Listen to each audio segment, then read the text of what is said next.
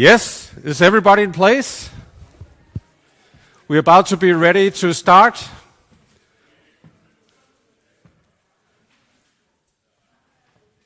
I think so. Did the last one come in? Okay, here we go. First of all, I would like to welcome you all to this conference. We have been looking very much forward to it for quite a while during all our preparations. My name is Keld Broksø, and I'm going to do my very best to guide you through this exciting day. First of all, some very boring remarks. The toilets are straight ahead this way. You find them to the left. COVID-19, we are following all the advices from our authorities, and if you do the same, I'm sure we will be quite safe, everybody. Well, let me make a few remarks what this is all about. If you see the picture we have here in the back and on the road-ups, it's a picture I have taken on the outskirts of Herat at an IDP camp. And when I came home, it just struck me that those boys on the picture, don't have anything that I have. Here came I as a very privileged man with everything you could ask for. Those boys, the only thing they knew was that they could sleep in that tent on a mattress. And as you probably know, nights in Afghanistan can be quite cold.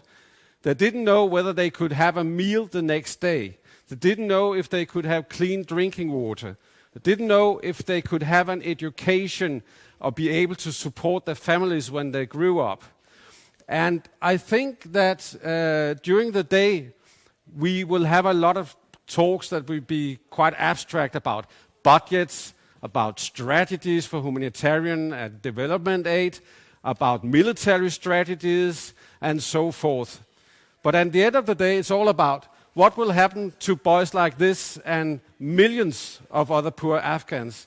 As you probably all know, if we cannot stabilize the civil population, we cannot stabilize Afghanistan. So that's a major point. Let me make a few personal remarks. In '93, I was traveling through Kabul. There was 6 front lines. I was traveling in a Red Crescent wagon. It was total anarchy, a lot of shooting, a lot of ruins, and we was in a kind of vacuum at that time. As you all know, the Soviet had pulled out. The communist government was dissolved a year before, and we were in a very heavy civil fighting. Could it happen again? It just struck me when we were preparing this conference. Could it happen again? Yes, the possibility is there. Now I go to the year 2001. And then you think you know what I will talk about. You don't. I will tell you about what happened a late night, after midnight, in Copenhagen, at a bar. I was together with 3 of my very good friends, and it became later and later, and as you can imagine, the conversation became more and more intellectual. What happened was, late night, after quite a few beers, they started picking at me, my good friends, saying, "Keld, why do you pay any kind of interest in Afghanistan? Realize it. Nobody wants to read your articles. Nobody wants to listen to you on the radio and television, as I also did at that time." And I didn't know what to say to them, because they might be right. It was in the summer of 2001, and then this happened, if I can have the next slide. And you know, the rest is history. Why are we here? A huge effort for humanitarian aid, military intervention, and all that happened. But, you know, history has a tendency to repeat itself, and we might be in the same vacuum as I was talking about, that nobody cared about Afghanistan. Nobody paid any kind of interest. And what happened the last time? So we are maybe in a situation where it's a good idea to have a conference called Do Not Forget Afghanistan. I hope so. Well, what will happen next? I hope this conference will give us some very good ideas. I have to tell you, we are making the conference to make a debate. It means there are no fixed conclusions. All point of views are welcome. At the end of the day, we're simply here to get wiser. I hope we can help each other with that. How can we do that? If I can have the next slide. We have a hashtag Do Not Forget Afghanistan. Please share your comments. And I can tell you today we're on live stream. If you have friends who are not able to go, you can use this link. It's very long, but you can have a copy-paste via Billetto DK. If you search for Do Not Forget Afghanistan, then you can send it as well.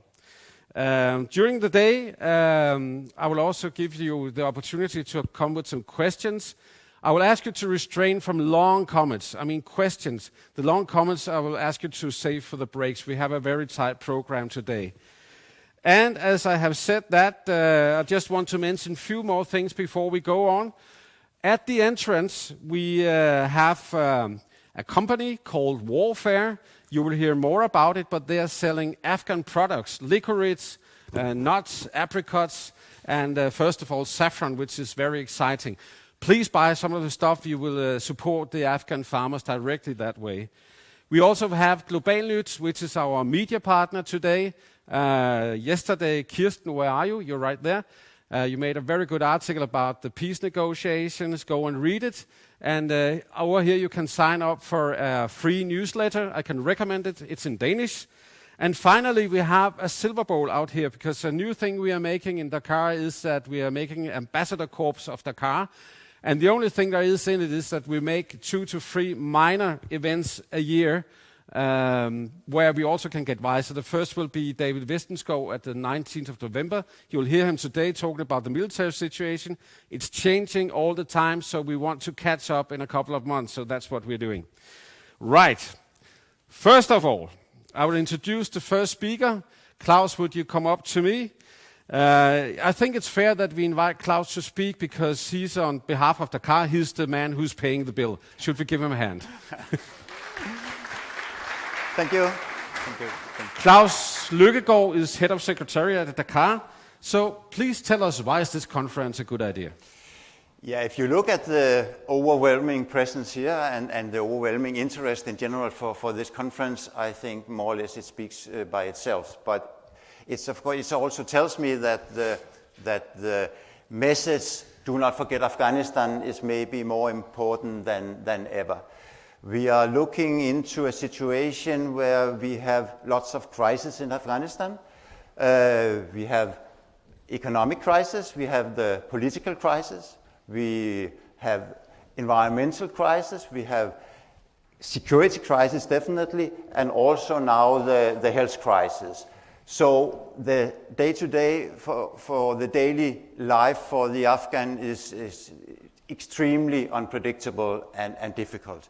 So I think this is a great opportunity for us working in Afghanistan and having interest in Afghanistan to share views on how we can continue to assist. You could ask, you have 1,000 employees in Afghanistan making irrigation and a lot of other projects, but why having a conference in Copenhagen? Because your work is in Afghanistan. Shouldn't the conference be in Afghanistan then? I think it's extremely important that the international community continue having focus on what is going on in Afghanistan, and also to put pressure on donors, on politicians to continue the support to the country. I think it's more needed than ever. So this conference is just a contribution to that. Yeah. The other day, you went public in Globalnyt telling about that you're rejecting tax paying to Taliban, which is a quite new problem in Afghanistan. The Taliban demands taxes of NGOs. Can you guarantee that Danish taxpayers' money is not going to taxes to Taliban? I think, well, yeah, the situation, you are right, the situation is really complicated at the moment. Also seeing that United States is leaving the country and open up opportunities for other groups to take over, including Taliban. So what we are seeing at the moment, they are really gaining momentum, they are gaining confidence, and one result of that is that they are putting growing pressure on NGOs like ours to pay tax for the work we are doing to help the most needy. And of course, we cannot do that. We will not do that, and definitely the donors will not accept, of course, that we are doing it. There is a new NGO law under its way. Will it mean any kind of restrictions? Can you tell me about what is the impact of this new NGO law in Afghanistan? How will it affect you? It's not finalized yet and it's not implemented yet, but the NGOs has been part of the negotiation also, so we have quite a clear picture of what is coming from the government, and from our point of view, it can only make things even more complicated, much more restrictions on the NGO work, much more bureaucracy, and a wish from the Afghan government to gain more power or to hold more power and control what is happening in the country. So from my point of view, it will make it much more difficult to reach the most needy in the country. On top of all that, all the crisis in Afghanistan, a new NGO law, we also have climate changes. DACAAR, as many NGOs have supported during times of floods and also droughts. Will that be a part of a game change, a new strategy for DACAAR in the future? As we speak, hundreds of thousands Afghan people are fleeing their homes, leaving everything behind because there are flash floods in many areas. So definitely, to be relevant to the development in Afghanistan, we definitely need to include climate change very much into our strategies in the future, no doubt. Thank you very much, Klaus. Welcome. Should we give him a hand? Thank you. We have time. If there's a question for Klaus, we have time for it. Doesn't seem to be the case. Then I would introduce our next speaker, who's going to have a microphone on right now. It is so that all development assistance depends on the military status quo in Afghanistan. Therefore is one of our keynote speakers, David Vestenskov. He is Chief Consultant, Center for Stabilization, Institute for Strategy, Royal Defence College in Danish Forsvarsakademiet. I want to welcome you, David, if you're ready. David will make a presentation right now, and then I hope we have time for some few questions afterwards, so you can prepare them meanwhile. Go ahead, the stage is yours. Thank you. Thank you very much. First of all, thanks to the organizers for putting attention on Afghanistan.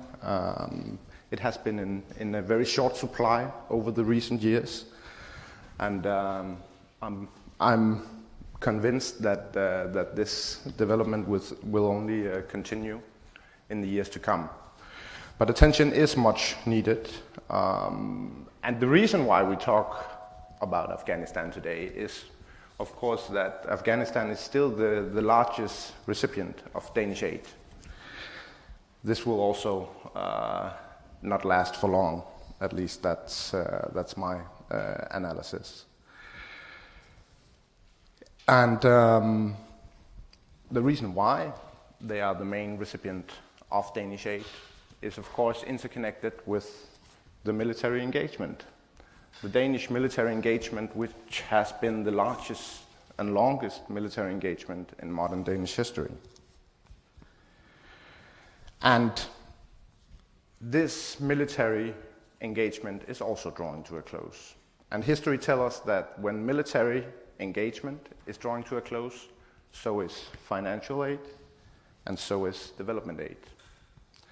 So as a historian, this is, of course, what I choose to communicate to you today. And let me tell you that the statement and the presentation here today, it's mine alone. I do not represent any institution or anything else but myself. Through more than a decade, I have followed the development in Afghanistan, a frequent visitor to Kabul and Islamabad in order to keep pace with the development, in order to pursue common ground in the region. And the reason why I have done that is, of course, as I see it, there is only a regional grown solution that will be sustainable for Afghanistan. The Western engagement have lasted now for almost 2 decades, and much can be said about this engagement. There's a lot of pros and cons, and let me be perfectly clear. I think there's a lot of positive results from this engagement, especially when you look at the information flow going into Afghanistan over the last 2 decades to the young generations. The younger generations in Afghanistan have an idea now of how things can work. They might not work this way, and they don't work this way, but they have an idea of what societies can look like. You could also say that our engagement in Afghanistan has never been aimed at resolving anything. We've been there to handle a conflict. If we had not been there to handle a conflict, a development similar to the development in Iraq after a military drawdown could easily have emerged. The main reason behind the growth of ISIS, as I see it, was the quick military withdrawal from Iraq. We could also have chose to do nothing. And then I think Syria is a very good example of what would have happened.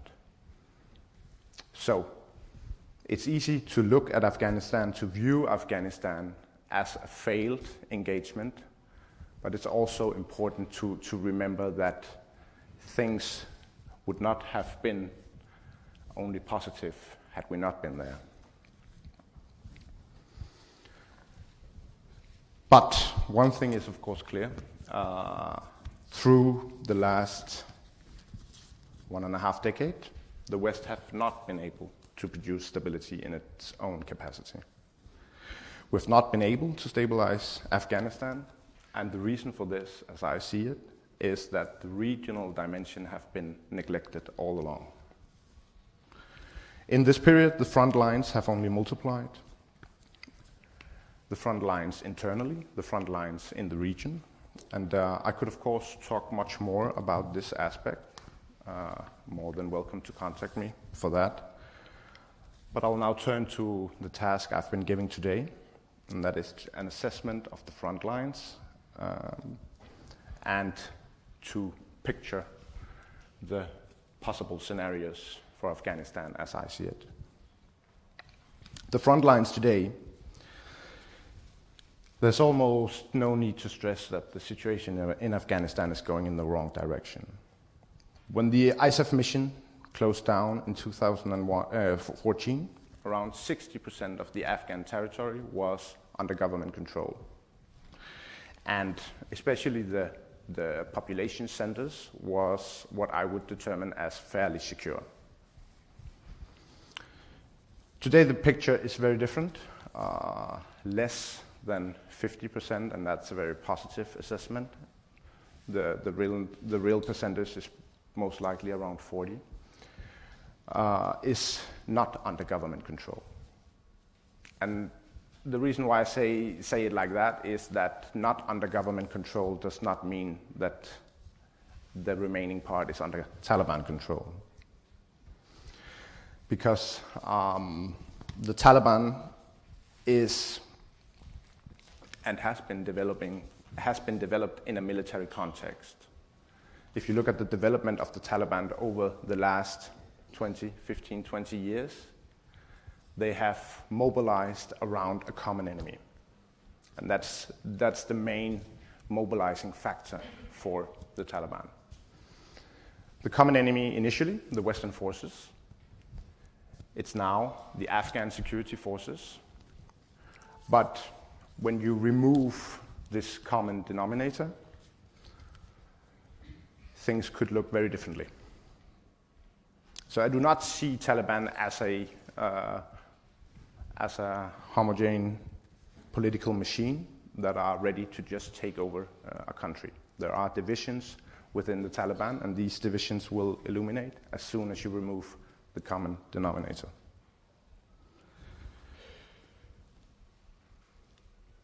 And then over the last, or since February this year, there has been a light in the dark, so to speak, or so would some say.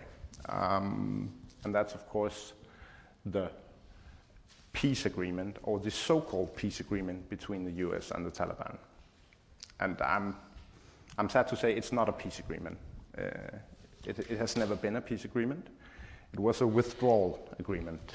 And the reason for this agreement that it was made was because the main objective of the Taliban and the US became the same, a US withdrawal. So that's the motivation behind this deal. And now, we just heard yesterday, the talks are actually starting, the intra-Afghan talks, which was the main objective all the time. Now, these talks, I find it very hard to see any positive outcome of these talks, and I'll explain why later. And I cannot imagine what the content of the talks will be. And maybe I am blind. I hope I'm blind. I hope that the talks will be positive. They will produce results. But as I said, I find it very, very hard to see how this can happen. The main problem of how these talks have emerged is the process over the last 8 months. And the main problem is that the one party of these intra-Afghan talks, the Afghan government, the Ashraf Ghani government, has been weakened each day. And over this process, initially, this agreement was done without the Afghan government. Then a withdrawal agreement was made without the government, without including the government. Then a very clear shift from a condition-driven strategy to a time-driven strategy was done without including the government.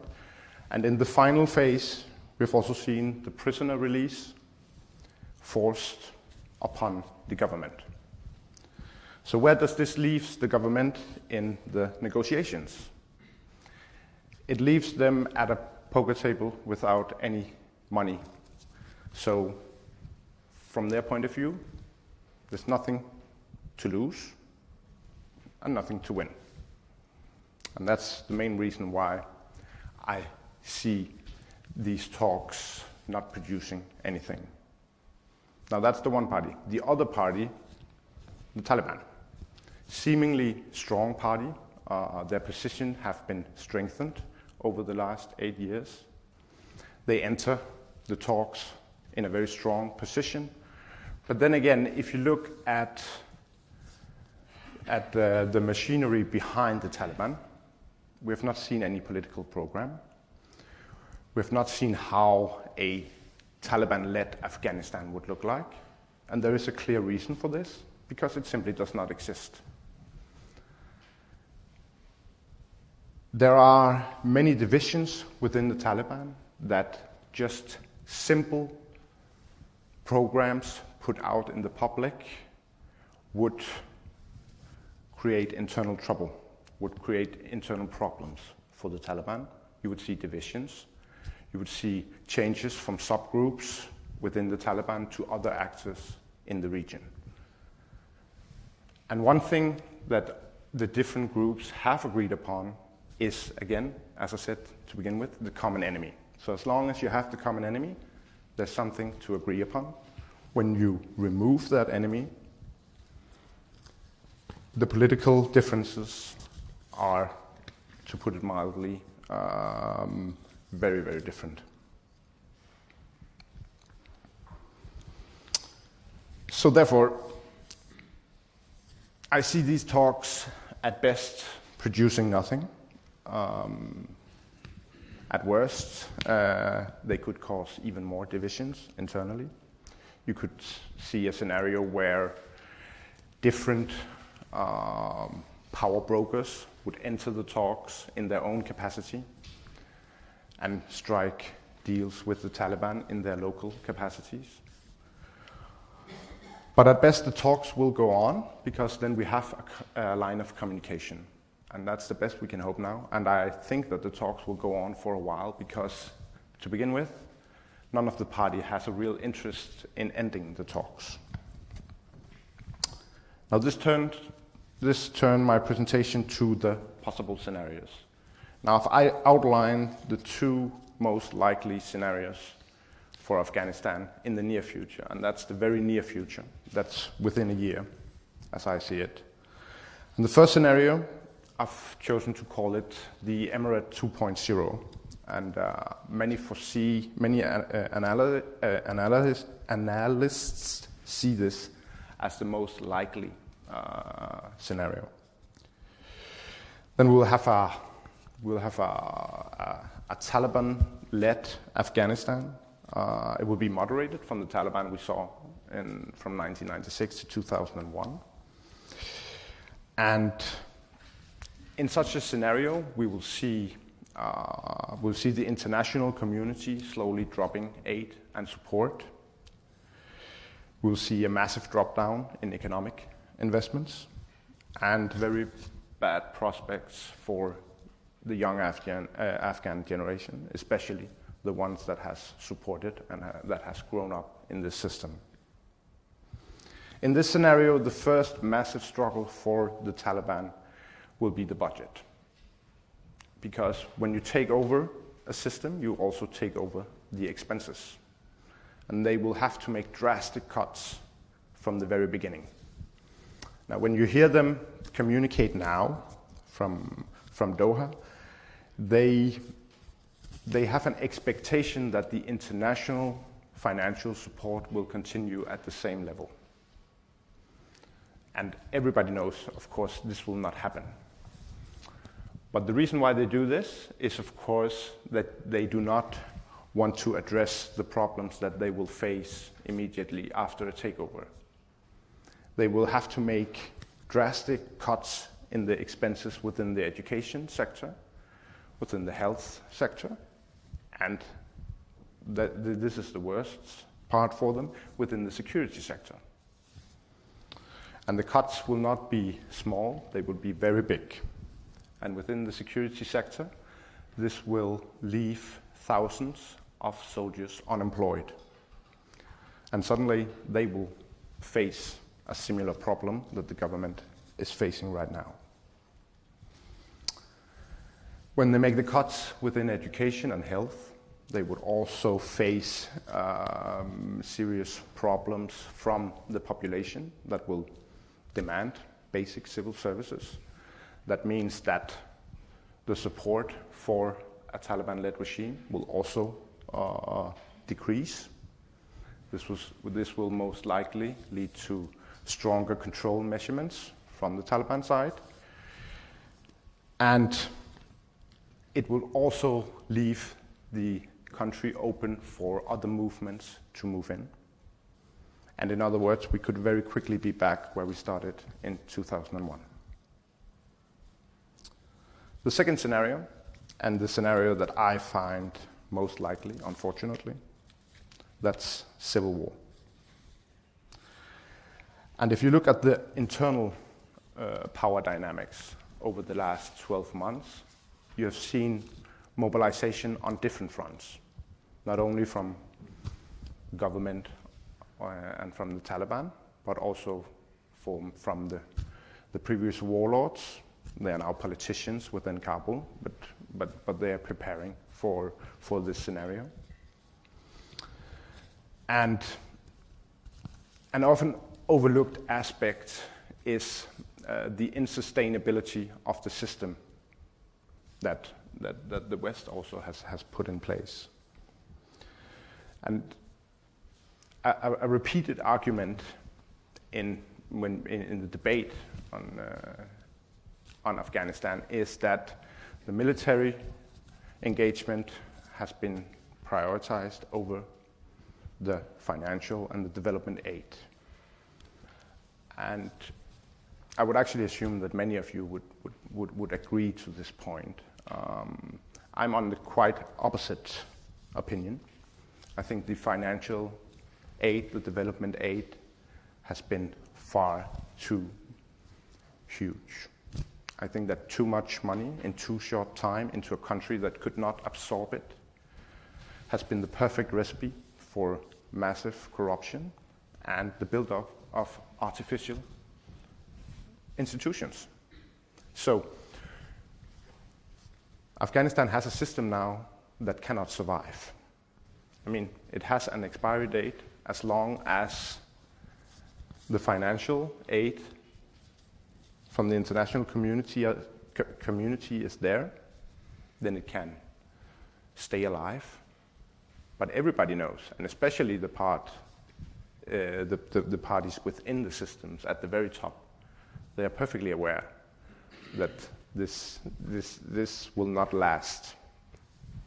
So, of course, people within the system are also preparing for the scenario after the financial support decreases. As I said, this is the most likely scenario, as I see it. I would compare it to the period in Afghanistan from 89 to 92. As long as money keeps coming in, we can keep a state functioning. But as soon as you cut the financial pipeline, you would see huge divisions. You would see dissolving of the security forces, and you would most likely enter a period of the most destructive period in Afghan history from 92 to 96, a full-blown civil war, not only with two fronts, but with several fronts. Now, I'm not I have just a final possible third scenario. I thought I would be constructive as well. And there is a possibility of a third scenario. And this is interlinked with the talks, with the ongoing talks, and it's of course also interconnected with the election in November in the US. There is a slight possibility that the US will change its approach to Afghanistan for a limited period toward a support of the system as long as talks are ongoing. And this will leave time for Europe and Denmark to play a role. And I think Denmark can play a role in this scenario. I think especially the politicians could pursue to have much more influence in NATO, pursuing and supporting a strategy of a condition-based withdrawal still. Now I know the system won't survive, but we need time to reform the system. And we need time for the most important thing, and that is to identify the possible regional solution. And this regional solution will not be based on value politics. I understand the irony, the bad timing, as the foreign minister was out stating that a new foreign policy with Danish value will be developed now. But this solution will have to include Pakistan, it will have to include Iran, and I think that the most important word in this relation will be sustainability.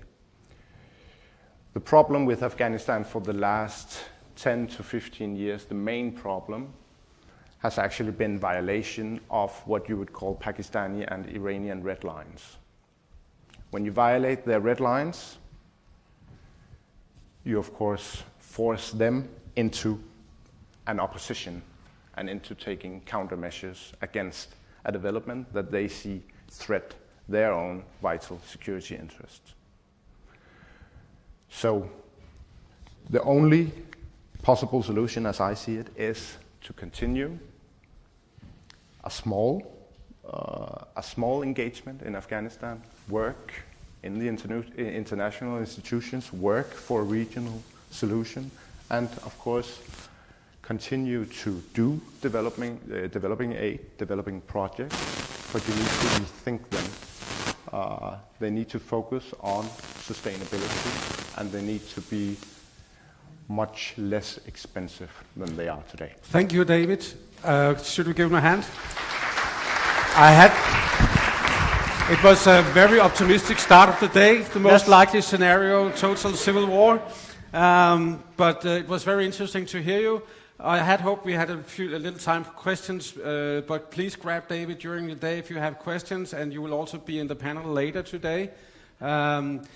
I would say thank you very much, and thank you also for being the first to inaugurate our DACAAR Ambassador Corps at the 19th of November. Sign up, you can put your address and contact informations in the silver bowl at the reception, and then you could hear David in 2 months approximately to see what is the actual situation at that time. It's shifting all the time. Thank you very much. Most welcome. Then I would like to introduce you to Anders Jericho. Please enter the stage. It is fair when we have a conference called Do Not Forget Afghanistan that we talk a bit about the medias. And you have told me once that several decades ago you in fact lost your heart to Afghanistan. So I thought you would be the right person to discuss this matter with. What about the medias in Afghanistan? Before this conference, we all know Syria have stolen a lot of headlines in other conflict areas. I was Googling and using Infomedia, and I could conclude that if you see at the newspapers, most of the stuff they have from Afghanistan is not made by their own journalist correspondents. It's like Reuters, Ritzau's bureau stuff they have by now. Before we talk about media, I just want to ask you, the story from Afghanistan for the recent year, what has made the greatest impression of you? And I have to tell you, Anders Jericho is a senior correspondent in Politiken, I forgot to say that. But the story that made the most biggest impression on you for the last year, what was that? Now you'll know we didn't plan this, because my answer is I don't remember any major story from Afghanistan the last year. Oh. In fact, there have been different stories on negotiations in Qatar and explosions here and there, but I think we have, unfortunately, the coverage of Afghanistan has been very limited, and one issue wouldn't stand out to me. I'm sorry. Yeah. Well, that's the thing. But is it more or less hopeless to have Afghanistan on the agenda today in the media? It will be difficult, and I can offer you my general line or a media reflection of what's taking place. Basically, the media, at least Danish media, but I think international media, are criticized for not being sufficiently critical to the military involvement in Afghanistan, and we are often criticized for spending too much time on the burqa and women's rights and children's education and drugs. I think we should be criticized for another issue. We should be criticized for not covering the plight of ordinary Afghans, the daily life of Afghans. I think most of our readers don't know what life is like in Afghanistan. They have an idea of the military fighting, maybe of a few isolated projects here and there. I have been involved in one of them, a water project in Western Afghanistan. So for a period of time we covered that issue widely. But basically I don't think the Danish readers know what life is like. And for that reason I think there's plenty of room to criticize what we are doing. If you could just talk a bit about it. It was very special because you went to Afghanistan and saw that they had a problem and started a collection of money through the Politiken readers. I just want to ask you, what was the response to that? Did they think you were crazy, or did they think it was a good idea? They might have thought so, but anyway, in very short time they contributed 1 million kroner. Wow. And it financed through the Danish Afghanistan Committee a huge number of water pumps and wells. 50 Okay, 50. And so I think it was nice, and it made a lot of interest, and we made some meetings, and so I think there was room for that kind of interest. But I'd like to start somewhere else. Mm-hmm. Some 5 years ago, I interviewed a warlord or an ex-warlord in Western Afghanistan in the middle of nowhere. For years, he had employed about 100 people, armed men.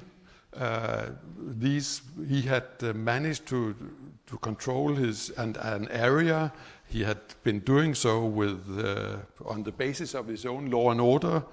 People had been threatened. Some people obviously had been killed. He had his own prisons. But then fate had it that he fell in love with a very young girl, 15 years old. So he wanted this girl as his second wife. And he went to talk to the girl's father, and the father accepted, but on two conditions. His daughter wanted to finish school, and she had an ambition to become a doctor, an ambitious young lady. And the second demand from the father was that the warlord should accept the government offer to give up his weapons and take a civilian job. Now, he was so much in love that he did give up at least some of his weapon. Obviously not all of them, but some of them to marry this young girl. And to me, that was a major story. My paper wasn't too happy about it. They thought this was too colorful. This was a magazine kind of story. But to me, it had the dimension of the best story from Afghanistan, because it's the question of what would... Did you get it in the paper? In the end, I got it in the paper. And to me, the story was about what would make armed people, a warlord, give up his weapons. And it contained the question of a girl's right to education. It had the question of the balance between the central government's ambition to de-arm the warlords, and the balance between the central government and local forces.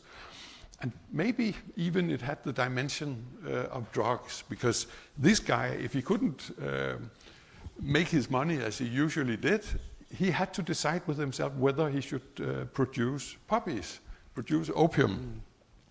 And I have to admit, I think if we were Afghans, a lot of us would choose to produce poppies, considering the lack of alternative.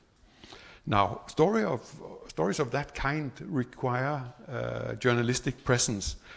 And I guess what you're interested in is why journalists go. And I think my answer on my own part is that you lose your heart to Afghanistan. So you only need to bring in journalists once, and they'll try to come back. But why have journalists been in Afghanistan for the past 40 years? I've been there before the Taliban, during the Taliban, and after.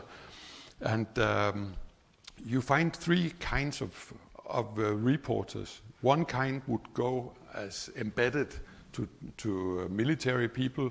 They have the chance to see part of the military involvement, but they rarely meet local people. Or they could follow ministers and official delegations. They will have the chance to meet important people, but rarely see reality during a longer time. And then you could go on your own, looking for help from NGOs or from your own fixers. That's what I did. Sometimes it works out, sometimes it certainly doesn't. You never know what you will get back to. But I tried. But how has all this been done? Back in the 80s, I think journalists came from Western countries and from our country to be embedded with the Mujahideens. This was the story of good against evil, the freedom fighters against the Soviet occupation. It was easy to see the good against evil. It's not so easy today. Then, in the beginning of the 90s, the Civil War, very few did go. I only went by accident, so to speak, because I went just before the Civil War started, and I was surprised that this Civil War started outside my windows in Kabul. But then I had the chance to go to Mazar-e Sharif to interview Dostum, now a politician, then a war criminal. He still has a very terrible record. And we went to interview him, and his forces forced us to stay with him 2.5 days until the warlord found he had said what he wanted to say. Not very pleasant. Then the war started. I wanted to leave Kabul after a week. No planes anymore, no public transportation, so I hired a taxi. We only got out of Kabul before some armed men stopped the car, stole my watch, and then decided, why only take the watch? I'll take the whole car. So he took the car, and the driver and I were left in the street, and I had to hitchhike my way to Jalalabad and up to Pakistan. And at least I understood one thing, why not too many journalists came back to cover the civil war. It wasn't very nice. Then journalists tried to cover the Taliban rule. I was there at least two times during the Taliban rule, and I still remember the empty streets. If you know Kabul today with trade and business and traffic jams, you wouldn't imagine what it was like during the Taliban. It was completely empty. And I remember I went with some colleagues to interview the foreign minister of Taliban. He was sitting in this small office, freezing like hell, even if he had one of the brown blankets around him. And one of my colleagues asked him if it was fair to use a soccer field in Kabul for public executions when this field had been donated by European countries for sport. And actually he got the point, and he said that if only the Europeans would offer another place for executions, he would certainly maintain sports at this field. What could you do? So then after the Taliban, you had the Westerners coming, the US, the Danes, and we had this situation of journalists coming embedded with military from here or from other places. And to me, in fact, the best story of that was another one I did with a colleague called Eva Anvi. We were in Kabul for other reasons, and we realized that a convoy of 1,000 refugees were coming back to the Somali plains an hour or two outside Kabul. So we decided to follow one of these families. And I remember this family with children. It was in winter, I think in February, at least it was freezing cold, with children in sandals. They were taken up to the Somali plains. They were left in the middle of nowhere. Their village had been totally destroyed by war and by the Taliban.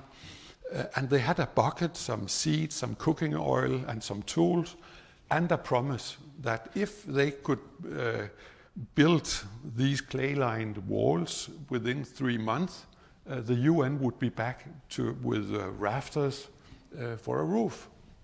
So after 3 months, I went back to Afghanistan, went to the Somali plains, first I found two very encouraging things. One, at the highway where you had to turn off for this village, a small place, a small village was popping up. There was a market and business was taking place. And when we arrived at the village, they had indeed put up the walls and one roof was in place.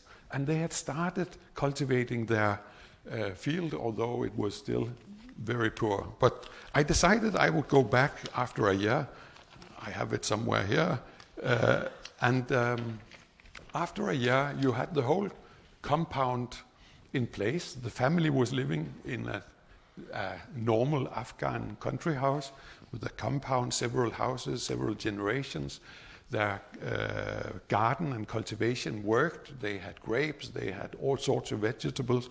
And at the highway, you had a whole small city with trade and lots of shops and stalls, and you had this proof that if Afghans have the chance, they are a highly dynamic people working on their land, preferring to develop life instead of developing war. I have to ask you, could you get that story in the paper?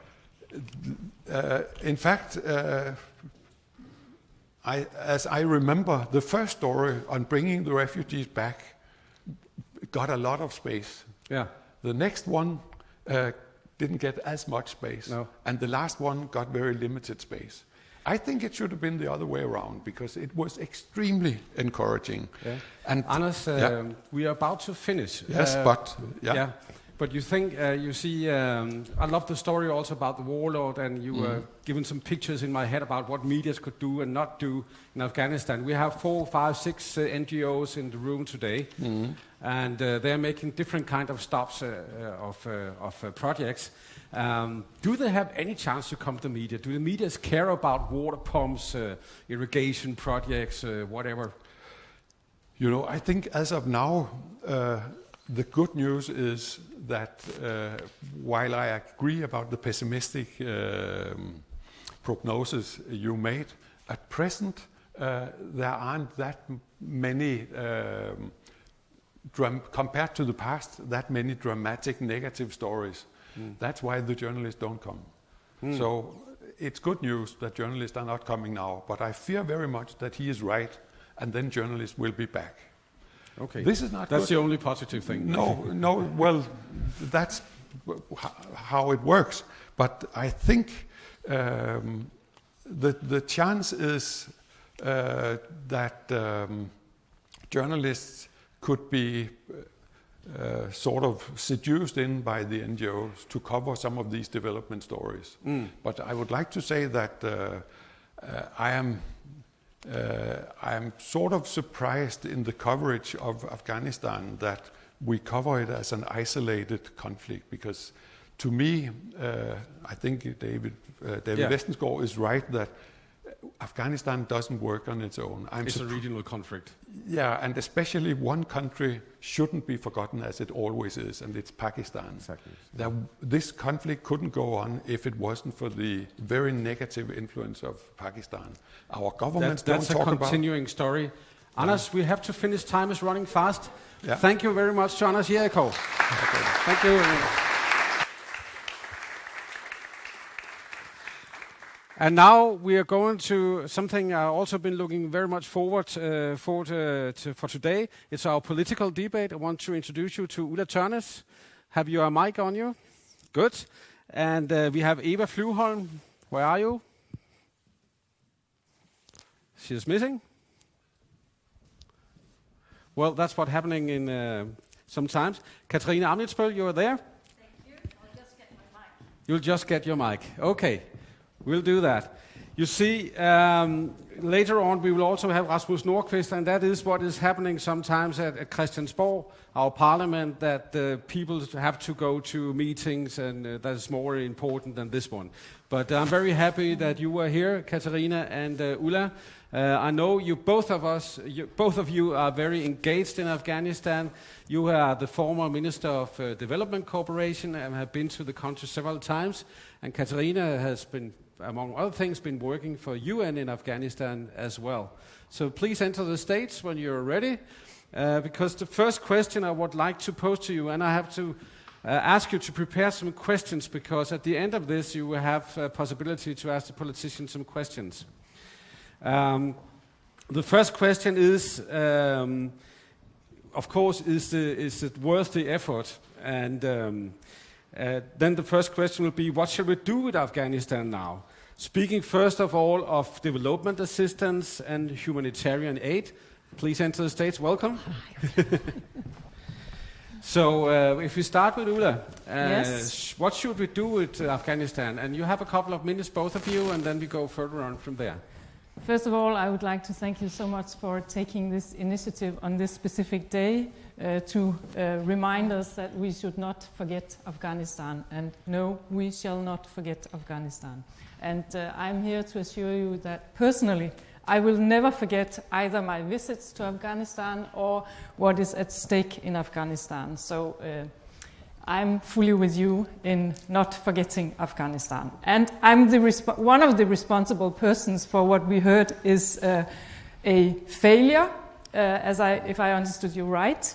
And actually I'm proud to have been able to make political decisions that have meant that, as I see it, Denmark has played a very important part globally on taking on a very important responsibility. I'm proud to know that more girls are now at school in Afghanistan, that the living age is higher today than it was when we started our development initiatives back in 2001. And I could go on mentioning more achievements that we have reached during the years.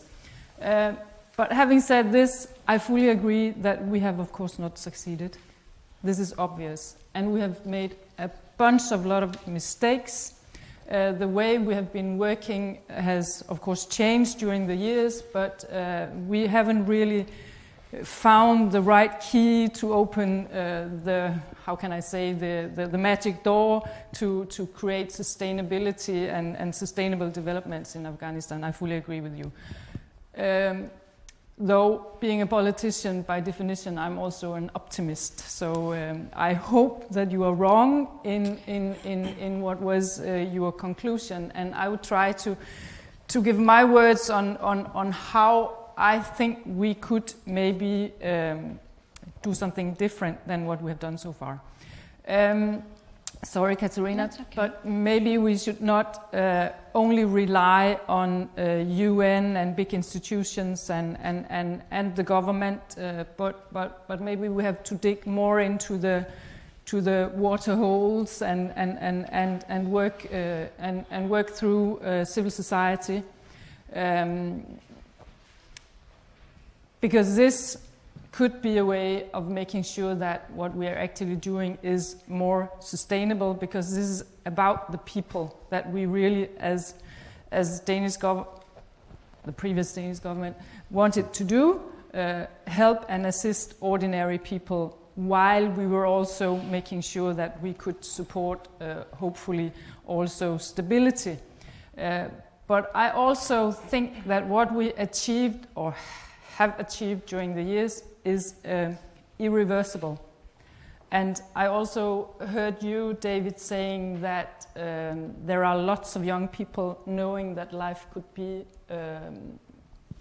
another life, that the future that they look into. And I really believe, I have a strong belief in these young girls and women and men, that they are the ones that we should actually count on. But we have to make sure that they have the possibilities also to use their public forces, if I may call it this. Thank you very much. We will go much more into detail with it later on, but I will also give you the opportunity to answer the question, what shall we do with Afghanistan now from your point of view?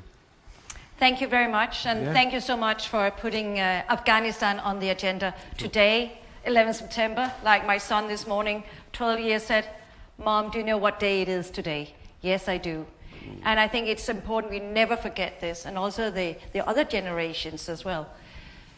What we should do with Afghanistan is, and what is happening now, is what we should have done back when I was there in 2002. We should have started the peace negotiations. But we had a big problem. The US didn't want to do peace negotiations with Taliban, with the insurgents.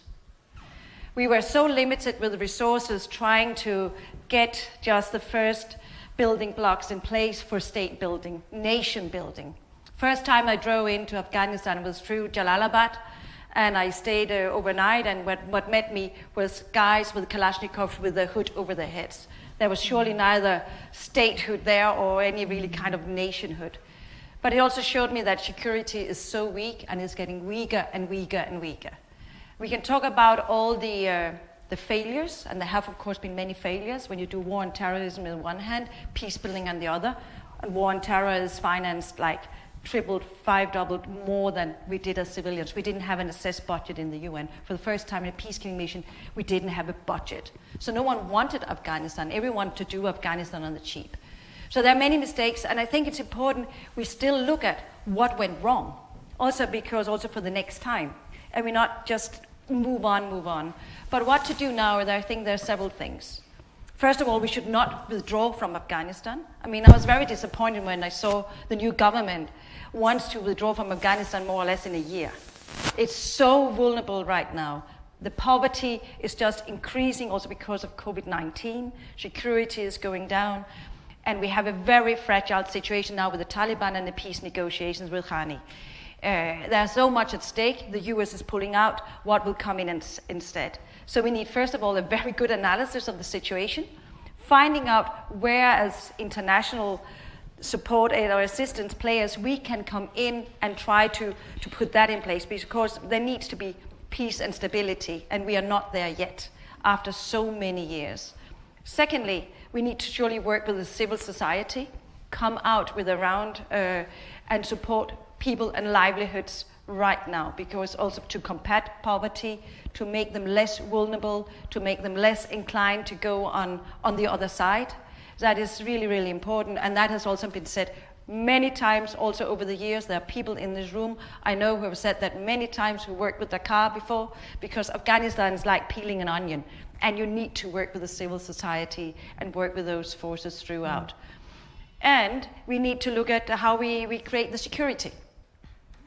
Because, I mean, it's like digging a hole in Afghanistan. We've seen that with how the security force has been in and out. But what can we do to try to make Afghanistan more stable with their own forces, but also, of course, within the entire region? Because there are multiple forces always pulling in Afghanistan and also pulling it apart. So there's multiple layers in this analysis, and we need to look at it very carefully now. And I wish we could kind of have an international Afghanistan conference or something to say, okay, looking into each other's eyes, instead of everyone is trying to run away from Afghanistan, then try to say, okay, let's step up. We are not the ones to change it, but what can we try to facilitate and to support and enable it to come a kind of its own track? Because the Afghans who are there, they are the heroes of the day. It's not us who have been there and in and out.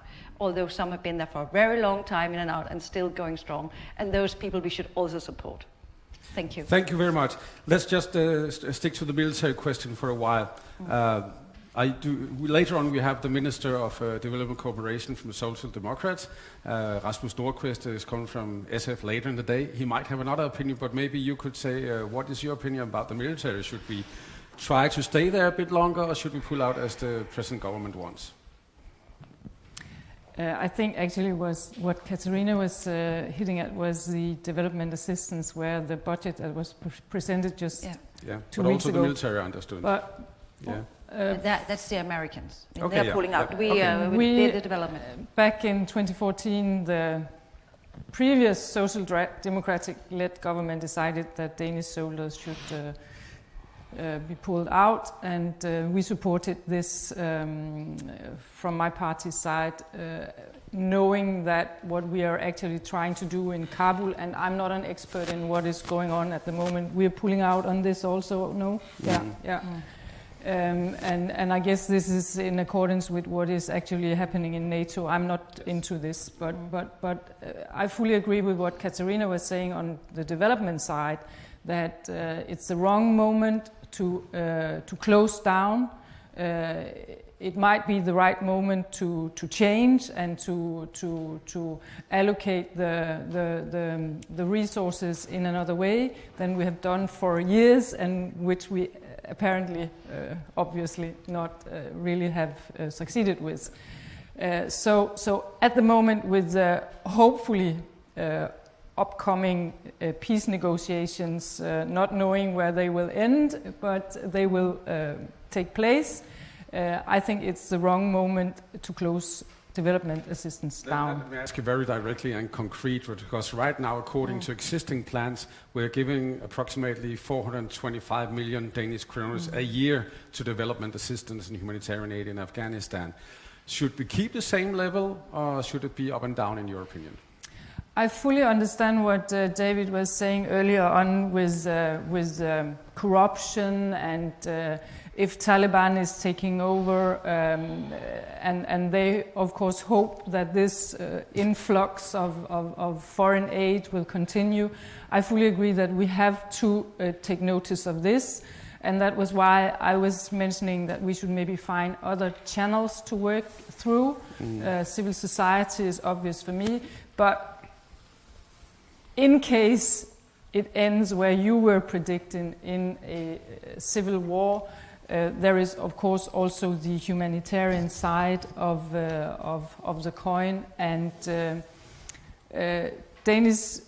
I mean, the overall umbrella of Danish development policy is that we should work with the Danish values abroad, and we should try to play our role globally, but also where there are humanitarian crises, we should also assist. Nevertheless, who are or what are the reasons for the humanitarian crisis? And if you are right, I hope you're not, one could see that we could work through civil society and then also support with humanitarian assistance and build the bridge between the two things. You had a comment on that? Yeah, with regards to the military, it's very difficult now to get any kind of political will to come in with troops on the ground. Everyone is pulling out. The American elections, also even Obama, was to withdraw troops. And I don't think we can sit and wait. There will be a strong US who will take an international responsibility. We cannot sit and wait for that. The EU can help funding. That we can try to find different mechanisms to help funding the Afghan National Army. We cannot, because we will not go there anymore. I mean, we have failed in Helmand. I can say a lot about Helmand, but that was also a big mistake. If you just look from a map, when they open areas to the regions, Farah and others nearby, they were wide open, it will never succeed in Helmand. So we have also had a big failure. Too many people have lost their lives unnecessary for Helmand. So we'll never get political will to go in military. But we need to find ways that we can support the Afghan National Army, to say this, to also support the government in their situation right now, which is so fragile. And if we pull out, even with funding, they will be even more fragile. And that is a big challenge. So I think we need to step up. So I would really call for an Afghan conference on what is this. I remember Hani, he told us, that was back in 2003-4. He called us internationals for a meeting right before Christmas. And he was then the finance minister. And he said, okay, what will it cost to stabilize Afghanistan, make Afghanistan succeed? And what will be the counterfactuals if we don't? And that time we said then it was 22nd of December, people wanted to go back on Christmas leave, but that was it. So we worked there through, and we came up with a budget of $4.5 billion to make Afghanistan succeed. At that time, the support for the military was $11.5 billion. We got for a pledge in the conference 2.5. So I think we need again to look at what happens if we don't do Afghanistan. What are the counterfactuals? And help also Ghani now in his position. There's huge corruption, but there's also again a mistake for that, because what we had to do back in the agreement for Afghanistan was that the international community had the responsibility of making merit-based appointment into civil service. I mean, that was kind of the only responsibility, more or less, of the international community. And they never made it so. And I had many discussions with the World Bank, who set up the public service support project, and to make it economic sustainable at that time, to pay civil servants $30 to $40 a month. I mean, it was below the poverty rate, while nothing else was economic sustainable, at least not the Afghan National Army. So we have actually made that ground open for corruption to begin with. So it also meant that everyone who was qualified, that they went out, and we had that dual public sector syndrome. So we need to go in and both, of course, fight anti-corruption, but we need to support Afghanistan. I mean, we cannot leave it dire right now in this most vulnerable time it is right now. So two things, we have to change strategies, but it also seems to me when I have two politicians here that it's a bit uphill to get Afghanistan on the agenda in the Danish parliament. It doesn't seem there's many votes in being interested in Afghanistan, but could you tell us a bit about that? Are there any interest in the parliament of discussing this besides from scaling it all down? I would just, I need to say that in case Taliban is taking over, I think we have a complete new situation in the way we're working with Afghanistan. So you're sure that I'm not in favor of that we should continue as if nothing was happening if Taliban is taking over, and I understand that it might be the case. So is there an audience for Afghanistan in the Danish parliament? Time will show when we have to vote for the next year's budget, because the Minister on Development has put forward a proposal where there is a dramatic cut in development assistance to Afghanistan. And this was my point, that I don't think this is the right moment, because things are moving. There is this power sharing agreement with the two presidents, there is the agreement with Trump and Taliban, and there is the upcoming peace negotiation. And it might all fail, I don't know, but things are happening. So I think it's the wrong moment to make these drastic cuts. But I'm in opposition, but I don't know what a majority in Parliament will actually agree But on. at least you have two here who are aligned on say this is not the right time. We know Africa needs help. A lot of countries need help also because of Corona, but now it's not the time. And also we have been there for a long time, and we have done many good things. I mean, we have all supported girls in schools. I mean, we should not leave now. It's very difficult to keep a momentum for crises, you know. It's a long protracted We'll have crisis. the opposition later on today to that point of view. But I would And the minister, don't forget the minister. I think we are open for questions to the politicians now. So if anyone wants to be the first, and if you want to ask a question upstairs, just say it loudly, then I repeat the question, then we can hear it on the microphone and the live stream. But is anyone the first? We have one over here. Please introduce yourself and ask a question. And please restrain from long comments. It's short questions to the politicians. So, my name is Begum. I have a question to both of you. I know Denmark has been in Afghanistan for more than a decade now, and you have mostly supported Afghans with NGOs, financial support to locals and all that. But I'm just curious to know, are there any political interests to help local businesses in Afghanistan? As Anas mentioned, so many things happening, businesses, trades, and all that in Kabul, mainly in Kabul or other big cities in Afghanistan. So I don't know any Danish corporations in Afghanistan currently, but there are many in other developing countries. So this could be one way to support local Afghans, a different way than how Denmark is used to so far. I'm just curious to know the political interest. Yeah. Yes? Who will start? Absolutely. I mean, if there are NGOs or people working with job creation, and especially maybe with young people getting jobs, I think there should be a way through different budget lines.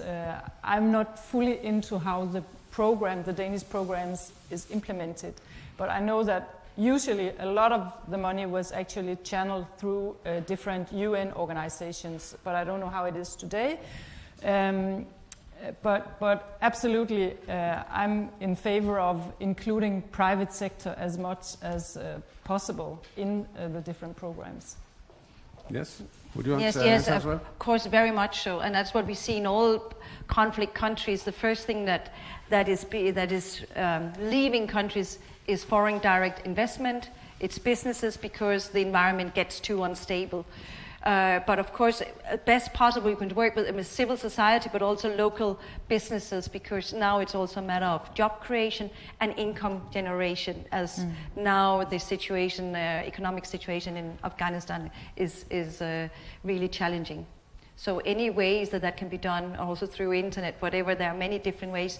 We did a partnership with Cisco and Microsoft when I was there to develop IT skills, and it went so well. So even at the border between Pakistan and Afghanistan, where we could not go, we had a 3 shift of teachers running this, because the young people really wanted that. So work on youth, work on startups, work on giving hope and some income. Yeah. One more question here. Please introduce yourself again. Yes, my name is Tahmina Salik, and I had a question again for both of you. You both kept mentioning that you have failed in Afghanistan, and I would like to know how and what would you have done different if we just go back in time. What have you learned, and what was the major mistake that you did or the government did? Thank you. When I was saying we, I also included the international community. It's not just Denmark, it's international community. I personally thought, and I also hoped, that we would manage to get some kind of democracy, respect for basic human rights, and also see prosperity in Afghanistan. But when I look into the figures, yes, there are achievements, huge achievements in different areas, but still there is instability and no security. And we have not managed on that one. Question is like, why? Why do you think that happened? What went wrong? Because that's very important if we have to redo it. I'm sorry, but I cannot answer your question. I of course have some personal views on different things that I think we could have done differently, but it's much huger and bigger than me. Maybe it's a big question. I wrote once a report for the EU about what's the stock taking of the Bonn Agreement and what went wrong and what we should do next. The first thing, I would try to be very brief because there are lots to say. First thing is you start setting up a process where you don't really have buy-in. The Bonn Agreement is the smallest document I've seen, and it was not a big consultation. You need to have, for a peace process, you need to have broad ownership of people. So it was very exclusive. Secondly, there was no peace negotiations with the opposition. I mean, they kept on changing names from Taliban, insurgents, whatever they were called, conservative forces. And then when you try to have war on terror on one hand, and of course the Taliban insurgents went back to Pakistan, and suddenly there was this counter-pressure. They got rearmed. When the Iraq conflict went out, suddenly got internationalized. They got rearmed and resourced. And that was very difficult as we as civilians trying to do state building. And as I said before, we didn't have money. We didn't have money for the constitution, for the presidential election, or anything. And every time we need to mobilize over $100 million.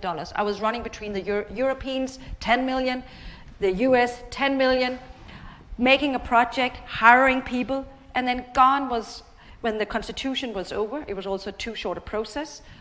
Everything was left, the people, the money, had to restart the process. So instead of having a long plan for the whole democratization process and with funding so we could work more long-sided and not make everything into projects, that would have been a lot easier because there was huge transaction costs. And then it went so fast. In 4 years, we had 3 elections and 1 constitution. That was impossible to do. And then we had no protection. And we could just see we were losing terrain. As civilian in the UN, we had 0 protection. It sounds a bit like the cliche that it's sometimes easy to win a war, but very difficult to win the peace. Yeah. We have a question from Kirsten Larsen here. The mic is coming to you. Please stand up, introduce yourself. Thank you. My name is Kirsten Larsen. I'm a journalist. I've been covering Afghanistan for many, many years. And I'll try to follow up on the question down there, because we know now that there was not made any analysis of what the military intervention, what it might do to the country. We make a lot of analysis in Denmark about how can we manage, how can we win, what are our allies, what will happen, but not in Kosovo, not in Iraq, not in Afghanistan was made an analysis of what this would be to do to the country we entered. Would you, in the future, work for that before entering into military action, Denmark would at least try to get a gist of what could happen? A question of lessons learned in fact. But Would you start? Yeah, of course, it's fundamental that we do a serious conflict analysis. Look, what is the conflict? Who are the actors, the causes, the drivers, the triggers? We didn't do that in Afghanistan. And before you need to have that, and then you can look at the interventions. And military is, of course, the last force. And you need to look at then what will be then the implications. And we had so little experience about how to work with military.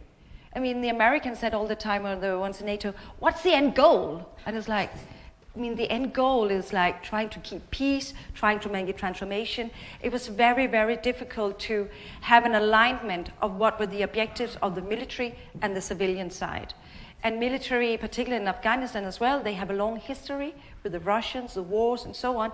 It was very, very sensitive, and there have also been, of course, severe cases. So in some of these areas, people turn away from what they thought should be the protection. It was not.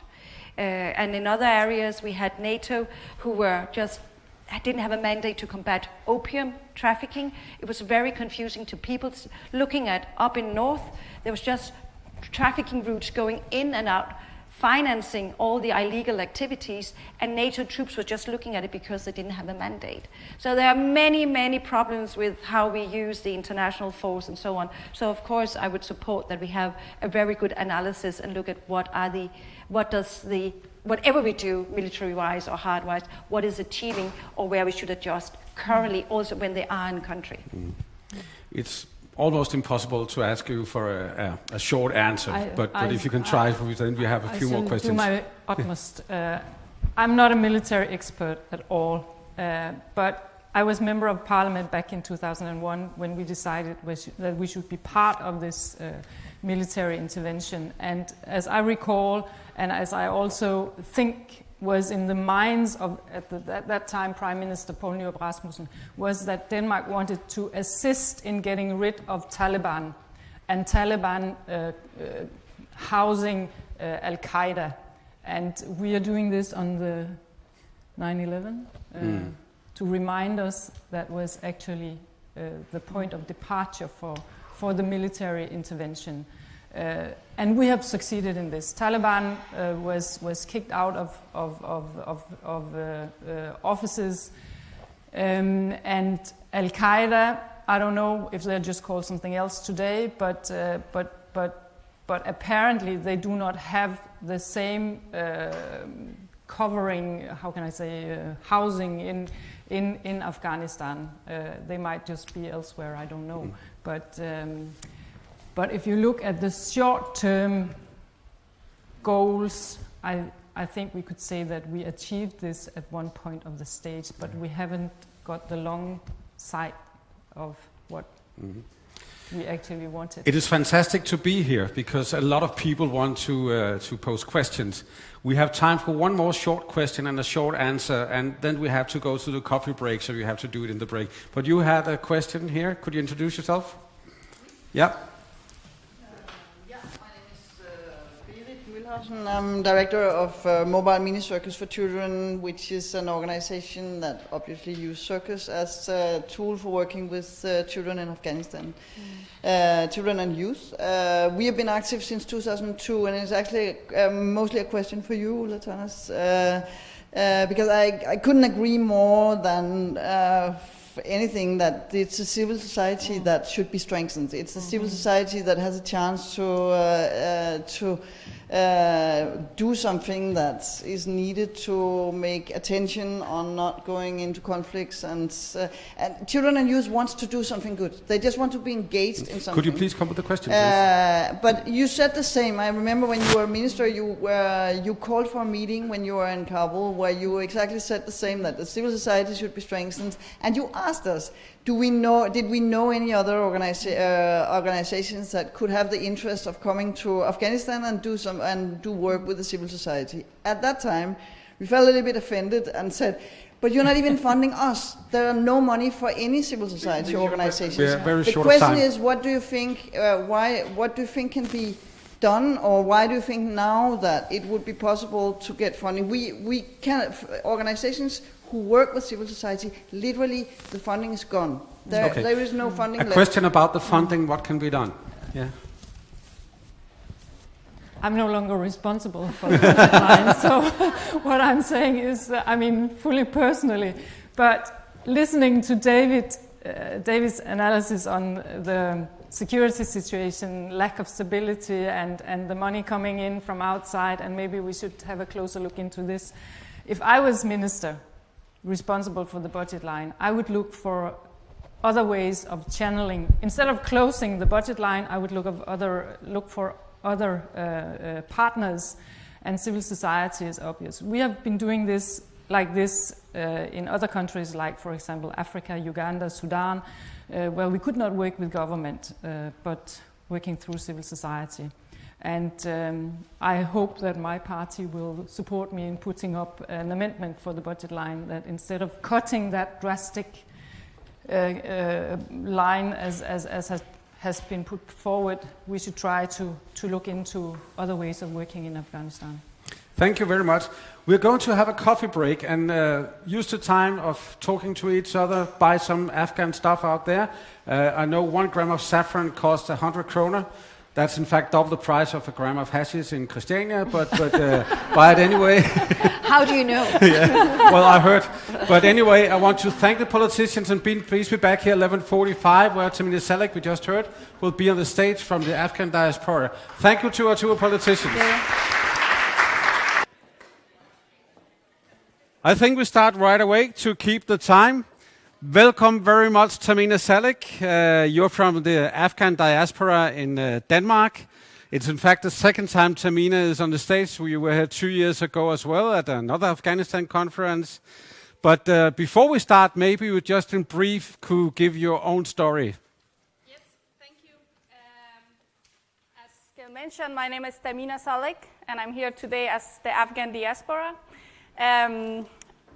Before I go to my story briefly, I would like to, the most important thing that I actually want to say today is a sincerely thanks to everybody who's here today, and for truly not forgetting Afghanistan, because this is the now that Afghanistan needs us the most. So thank for all the NGOs, the politicians, everybody here in the room for remembering Afghanistan and for the support on behalf of the Afghan diaspora. And about my story, well, I myself came as a refugee to Denmark in 2001, in 2000, actually September 2000, so it's exactly 20 years ago. With my family, I have lived in asylum centers and everything, but today I'm a Dane with Afghan background, and happily living here, have 2 kids and a husband. And you also have, I know, a master in business language and culture from Copenhagen Business School. Yes. I just wondered. I'm from University of Southern Denmark. Okay, just, as well. Yes. Right.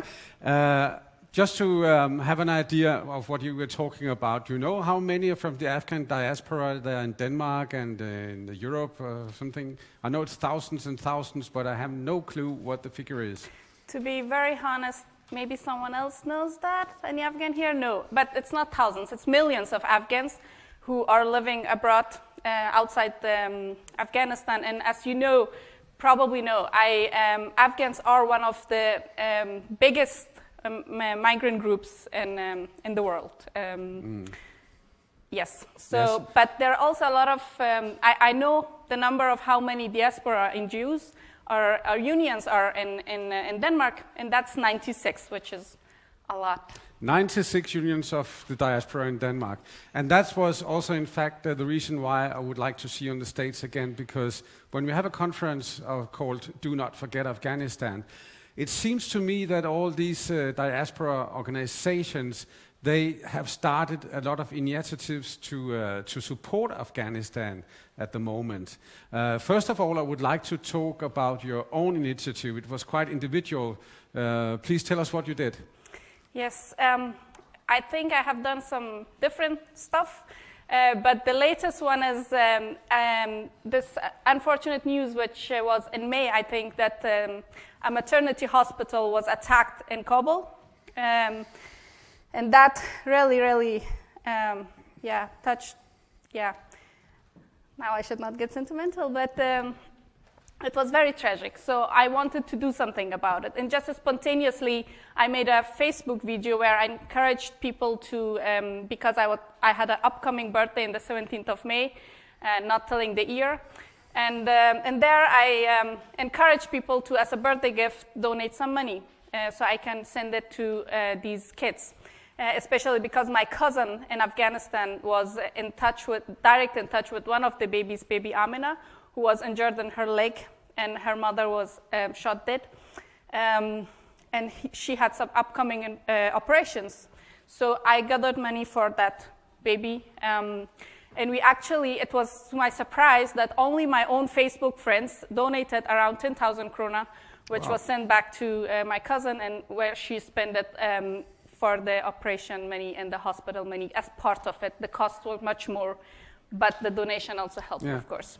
Very impressive, but I cannot find out, do people do that individually, or do the organizations, the unions, do they make any kind of coordination so they can be a stronger voice in how we will deal with Afghanistan in the future? I would say they do both. A lot of individual initiatives are also taken. People send money to their relatives, families, but also as NGOs, they do that. For example, there's an organization called ATCA, Afghan Women. An organization in Denmark. In Denmark, yes. Which are mainly the women who are leading it. They, as an organization, usually send remittances to Afghanistan for other women. And for example, the From Street to School, that I think some of you might know about, they also help around 100 something kids go to school from street in Afghanistan by sending the money. Giving them the money to the families, so they can, instead of sending the kids, instead of the kids working at the street, they send their kids to school. And I have many examples as such. So there, as I mentioned before, there are 96 NGOs or organizations, diaspora organizations that help do different stuff. Many of them also, of course, work here for the Afghan diaspora in Denmark, but a lot of them also try to help the development in Afghanistan. And that's one thing we haven't talked too much about today. That's women's rights and so forth. But these organizations, you mentioned ACBA, but are the female situation for females in Afghanistan, is it a bit overlooked at the moment, you think? No. No? Not from the diaspora? No, definitely not. I think the Afghan women are one of very debated topics, both among everybody. As the journalist, I just forgot the name, he himself mentioned that they are talking a lot about Afghan women and Afghan children in Afghanistan in the media, and also in here in the diaspora community. We work toward getting the women involved in everything. And actually, as a matter of fact, I would like to mention that a lot has changed in Afghanistan. I feel like the atmosphere is a little pessimistic today regarding how much change has happened in Afghanistan. And it disappoints me, and as Afghan diaspora, that we already have given up. It's like, yes, we have lost, and we actually, I'm sorry, but and kind of don't know what to do about it, which is not the reality. If you ask the Afghans in Afghanistan, a lot have changed. They have women's rights, free media, success, like schooling. People send their daughters to school. A lot of the schools are built around Afghanistan. And especially we should not forget the power of the media. We rarely have a free media in Afghanistan, which is such a big accomplishment. Like today, the politicians are criticized from right and left, and that's a success. Before, if someone had questioned it, might have had a death sentence. So we should not forget that. And nothing is done yet. Like we still don't know what will happen. And if we be more optimistic and we actually see the positive sides and continue in that way, I think we have won. Because the Taliban, yes, they're not vanished, but they don't have the political power as such, at least not in the big cities as well. So they'll say the diaspora, they have kind of given up, but they have not done it in Afghanistan. Is that right understood? I will not say not the diaspora hasn't given up. No. The Afghan diaspora in Denmark, in Europe, and in Afghanistan, we have not given up. And that's exactly my point. Yes, good. That we haven't. So please don't give up on behalf of us and be there with us, because everything depends on how the negotiations will be with how the Afghan government will go into negotiations with the Taliban. Will they be like a abundant country government that has no power, nobody supporting them, or will they be a strong government with the international society backing them? So that's where it all is left, if you ask me, that how the Afghan government will go into these negotiations. Because if the Taliban see them, yes, as a very weak government, somebody that the international government society has given up on, yes, then we have lost, because then they will be just waiting for the international NGOs, everybody to just get out of Afghanistan and they come to power. But if they see the Afghan government as a strong government with the international society with them, then they will also negotiate differently, obviously, because they are facing a whole international society, not just the government who's abundant. So please remember that. When you're telling us all about this, it seems to me that the diaspora is a very powerful factor in the future development of Afghanistan. But it also seems a bit uncoordinated. I forgot the numbers you said, something 96 in Denmark alone, yeah. And then many more in Europe, I guess. But are there any efforts to coordinate that? Because I just think if you unite, you would be even stronger. Is that a process you're in the diaspora right now? Yes, the process has started, but if you ask me, yes, it's very slow. I mean, the diaspora is a very strong factor in the development projects of Afghanistan. I think because of the knowledge that we have of Afghanistan, the language, the interest. If I may, I would just like to actually read a quote which I couldn't memorize, unfortunately, so I will read it. I read it somewhere on the internet, actually, that what hits me to my parent is the unspoken dialogue we share about how much of my character is built on the connection I feel to the world where they are raised in. But I have only experienced through photos, visits, food. It's not mine, and yet I get it. First generation kids, I have always thought they are the personification of déjà vu. This quote shows that, well, I myself have, of course, also spent a lot of my life in Afghanistan, like 14 years. But even those who were born in Europe or outside Denmark, they will always have this connection to the country of their parents and the country of their grandparents. The connection will always be there. If it's through photos and food or whatever, it's unavoidable.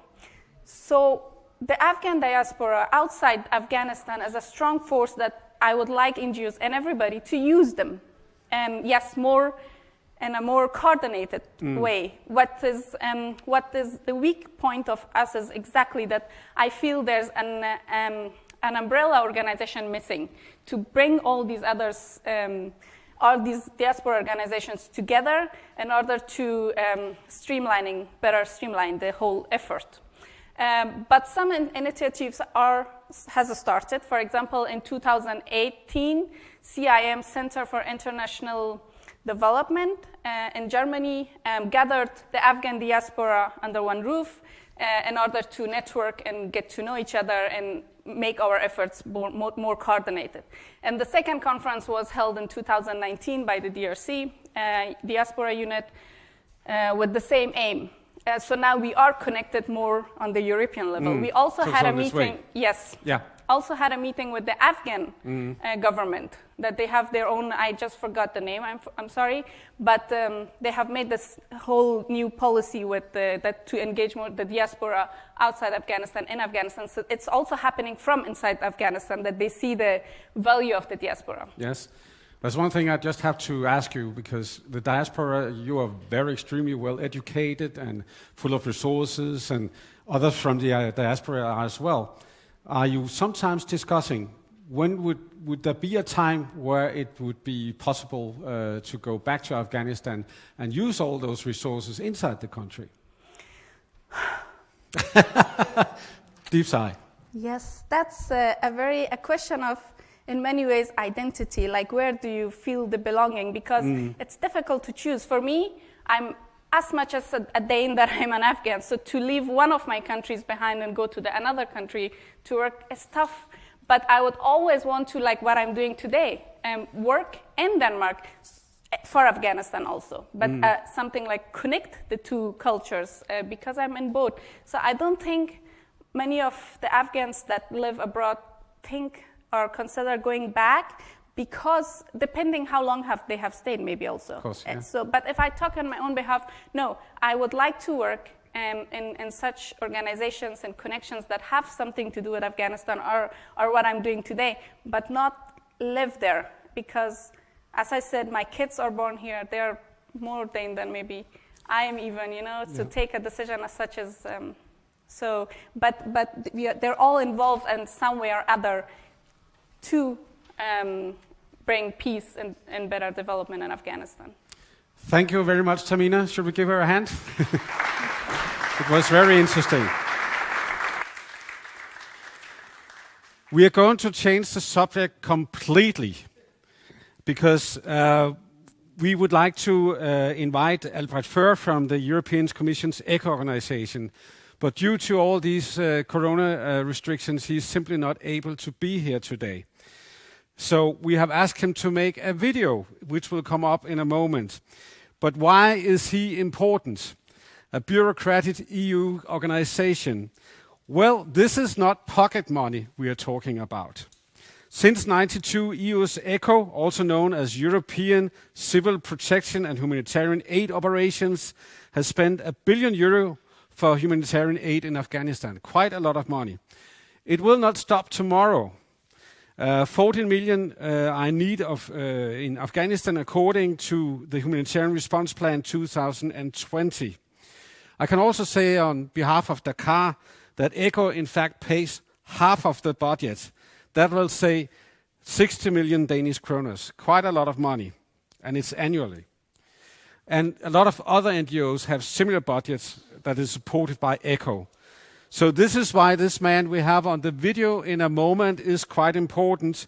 I'll give the word to Albert Før in a minute, and afterwards Klaus and I will try to sort out what is ECHO all about, how can we use it, how are the prospects in the future for ECHO. Please watch the video. It might be a bit abstract, some of it, and bureaucratic, but it is so important for what we are doing in Afghanistan right now. Okay, let's go ahead with the... Should we give him a hand, because he can hear us? Since you're watching the live stream, Alfred, thank you for your comments. I told you had 10 minutes, you used 13, but that's what happens. Thank you very much. We'll try to sort a bit out what this is all about, because I noticed that Alfred mentioned that we have a constant situation of underfunding. On the other hand, we will also go further on in supporting Afghanistan from the EU. But Klaus, you are used to dealing with the ECHO, and we have negotiations in Geneva this autumn between EU's donor countries and the Afghan government. Do you think that is aid to Afghanistan under threat from Europe countries due to corona-related expenses and donor fatigue?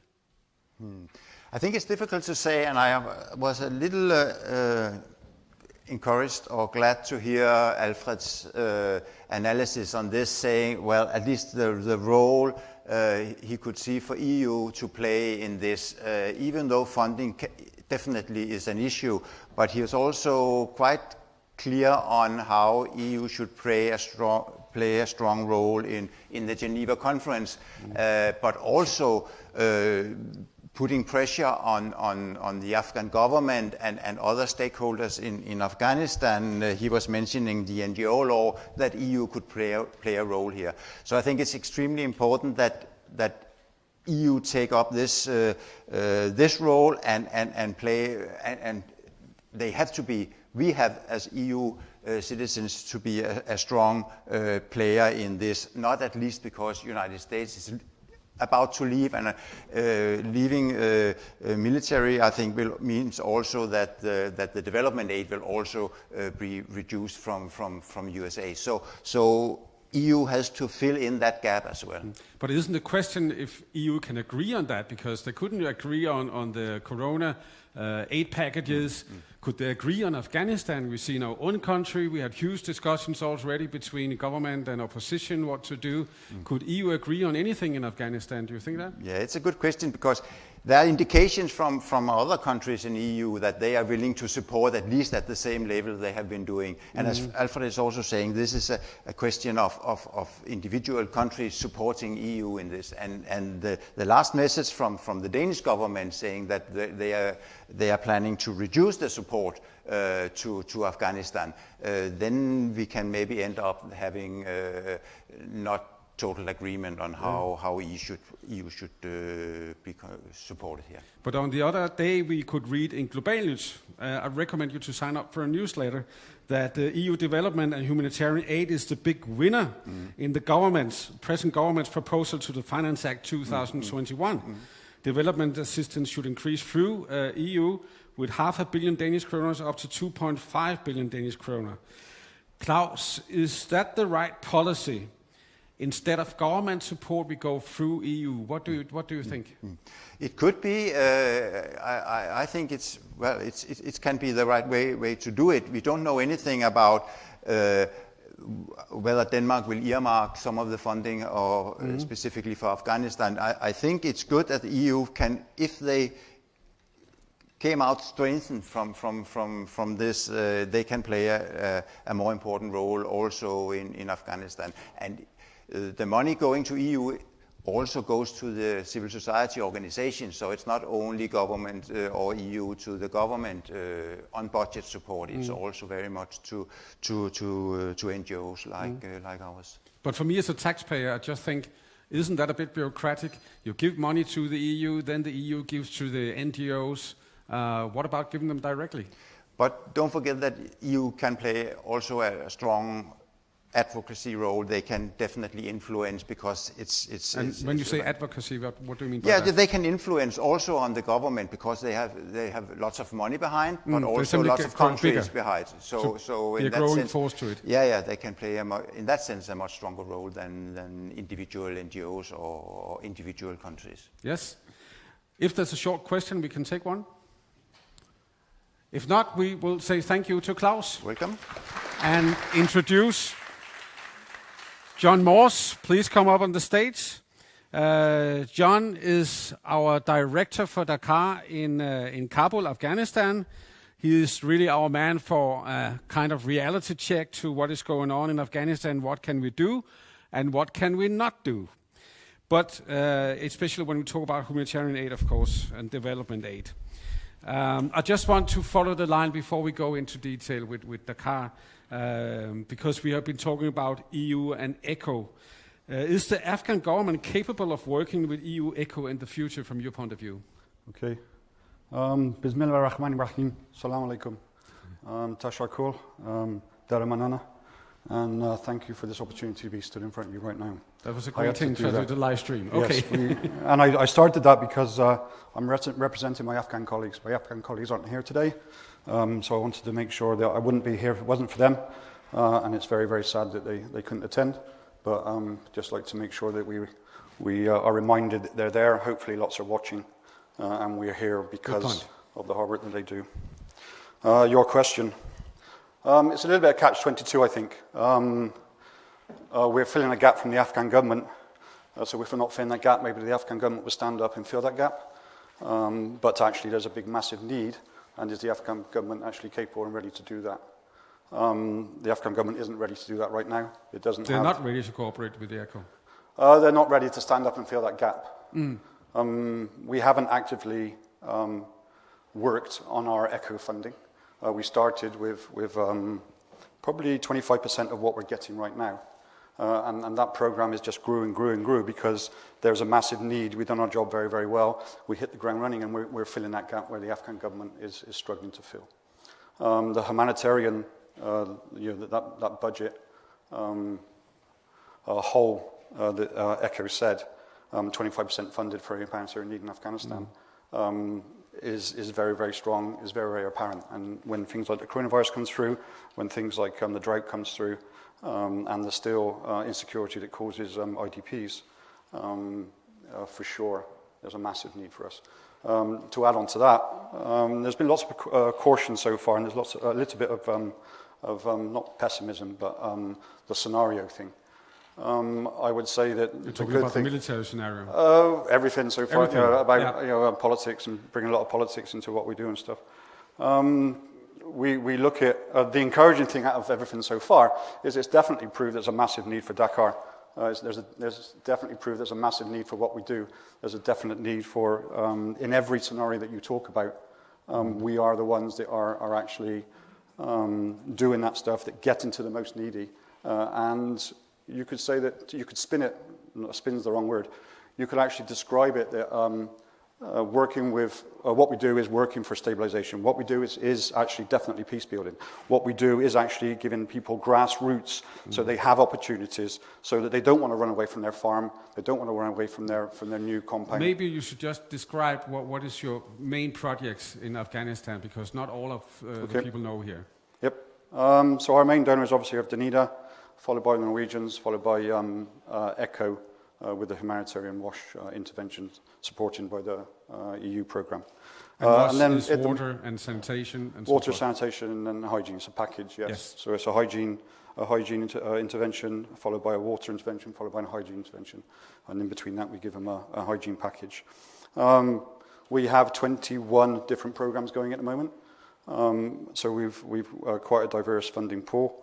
And connected to our very strong WASH activities is natural resource management, women empowerment, skills training, and we're a Citizens Charter partner. And the Citizens Charter partner is what came from the NSP program. And at the moment, and maybe we should discuss that a little bit, the Citizens Charter program is kind of on hold, and we're trying to support the Afghan government on their REACH program. Actually, it's called a different name now, and that's kind of a step-up program to try to get the Afghans back on their feet after the coronavirus. Yeah, it has not been easy to work in Afghanistan. Could you describe some of the main challenges you have at the moment? Okay, to throw that and change that a little bit, the scenario has got very, very different and very, very a lot more challenging. Yes, I agree. Again, yeah, sorry, that's. Usually there's Shauli, or one of my Afghan colleagues next to me translating for me, and actually they translate into English, not English. I apologise. Yeah. Okay. Where was I? To change that a little bit. Definitely, the atmosphere, the working environment, the access, the kind of outreach with the Taliban has got a lot more difficult and a lot more harder for us. Credit to DACAAR, we are now working in more provinces and more districts than we ever have for a very, very long time. We have better access now than we have ever had for a very long time. And actually, I have to be very, very careful to not to jinx it, but actually over the past 2 or 3 years, we've had less direct security instances as well against DACAAR than we've had in the past. We've changed our access strategy, we've changed our kind of outreach to the community, but keeping that cultural sensitivity, keeping that brand name of DACAAR, making sure our interventions are reaching the most needy is working. And it proves that, actually, yes. We're working with 943 national staff. those 940 national staff are only supported by 4 internationals. And yeah, we're working in every single province bar 3. And the provinces that we're not working in is because there's not a need there. We are reaching in the most insecure areas to the most needy. And everything we've said so far, under any scenario, actually, that is what we need to concentrate on. There was a lot of we's being mentioned this morning. We failed, we done this. Actually, I think the opposite. If you take Denmark out of the we umbrella, I actually think you're doing an amazing job. Your approach to grassroots development, reaching the most needy, to sow the seeds, to give them an opportunity at foundation level, is the best strategy that you can do.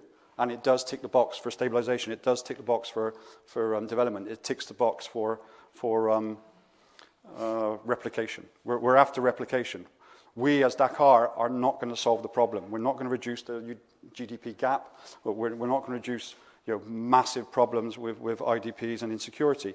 But the one girl that we teach, hopefully she goes back and tells her sisters, her and her sisters get married, she teaches their daughters. That's what we're looking for. We're looking at sowing the seeds to make sure that we can build this thing greater and greater. The ripple in the pool. And DACAAR has done that very, very well for the past 36 years.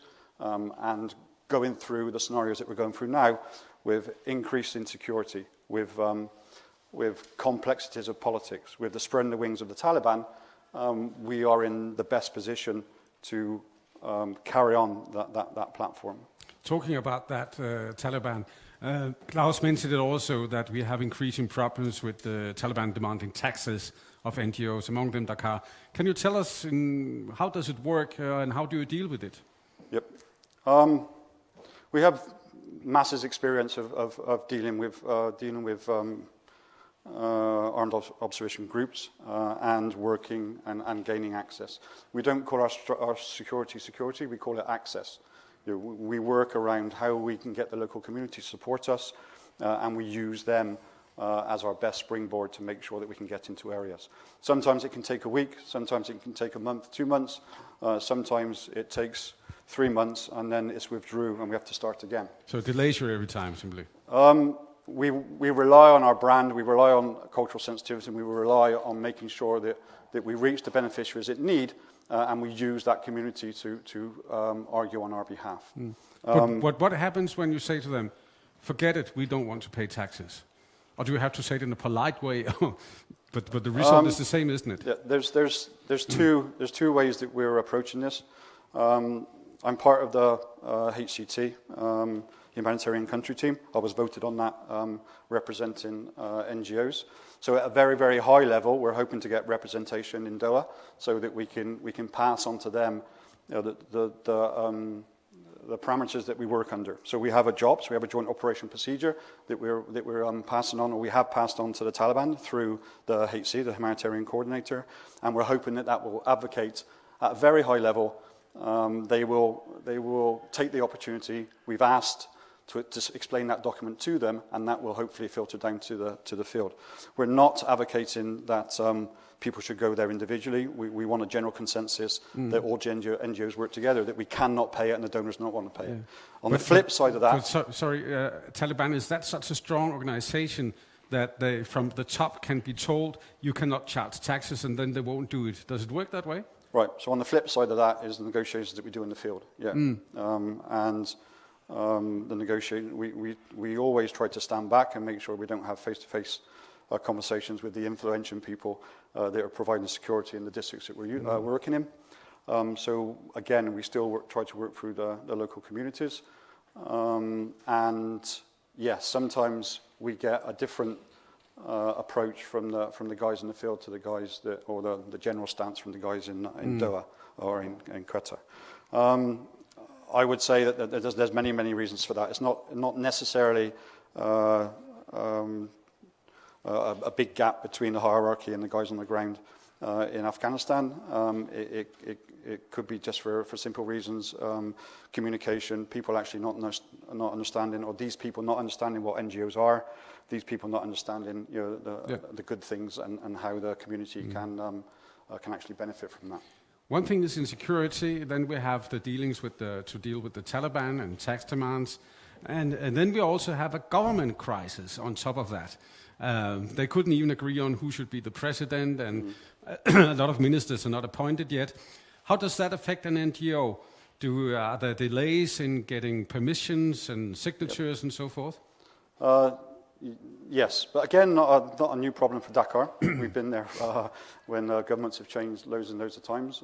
It's quite common that if someone new gets voted in, then everything changes. Ministers change, all the directors change, and there's always that confusion back at the end of it. It was a long time. Last time with Ashraf Ghani and Abdullah, and it's turned into a long time this time.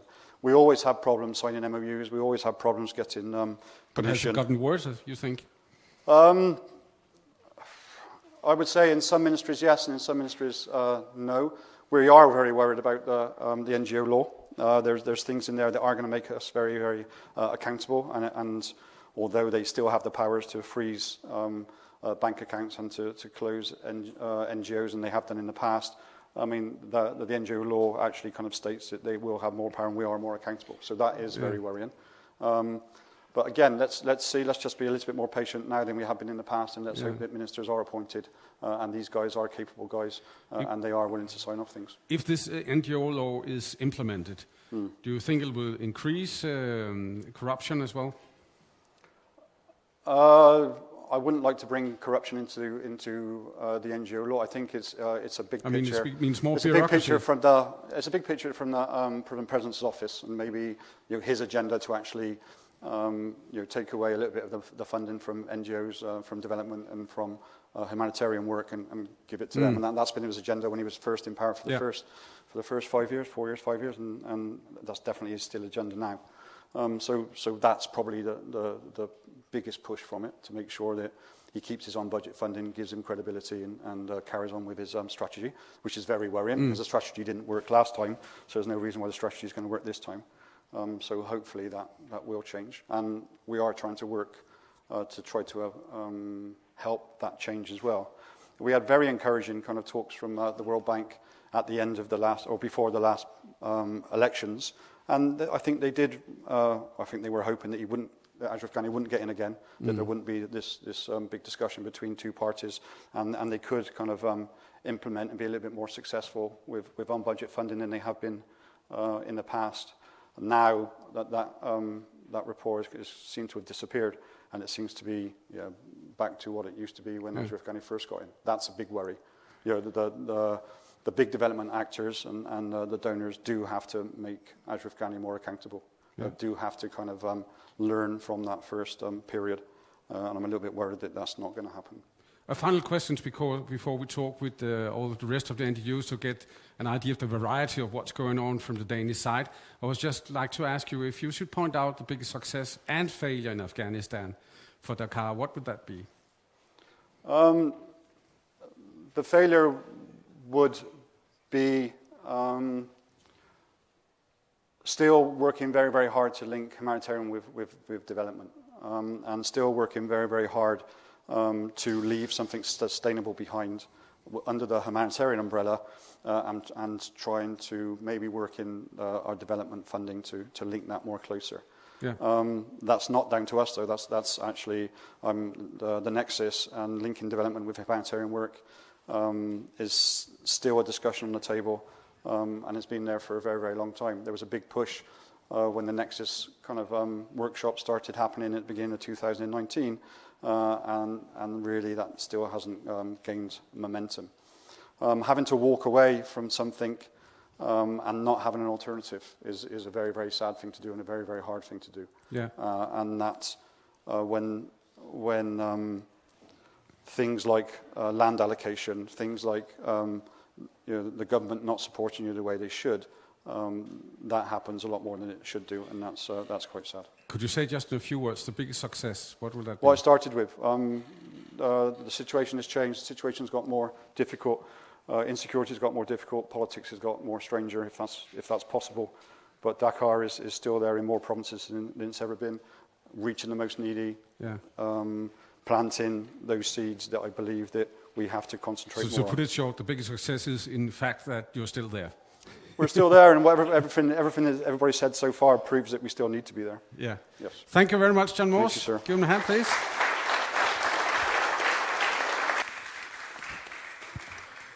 I think we need the boom microphone, because what we are doing now is that we would like to show you, Viggo, you just stand there. We want to show you what is going on in the NGO environment here in Denmark, and we do it very briefly for something like 5 minutes to each. And we start up with you, Viggo Fischer. Please stand up. No, we have a microphone here, so... Okay. Yeah. Very good. No. I stay here. You simply stay there. All right. Completely Great. still. Yeah. Okay, and you can hear me. I can hear you. Yeah. Danish Afghanistan Committee, DACAAR, is quite an old organization, and you are the former chairman. Yes. Ole Frank, he could not, unfortunately, not be here. He's the chairman today, but you know the whole history and what's going on as a senior advisor. Yes. And is, of course, also a former politician, as some of you might know. But DACAAR is not what it used to be. It's much smaller. Yes. You have now a diabetes project with one employee in Herat. I have to ask you, what can you do with that today?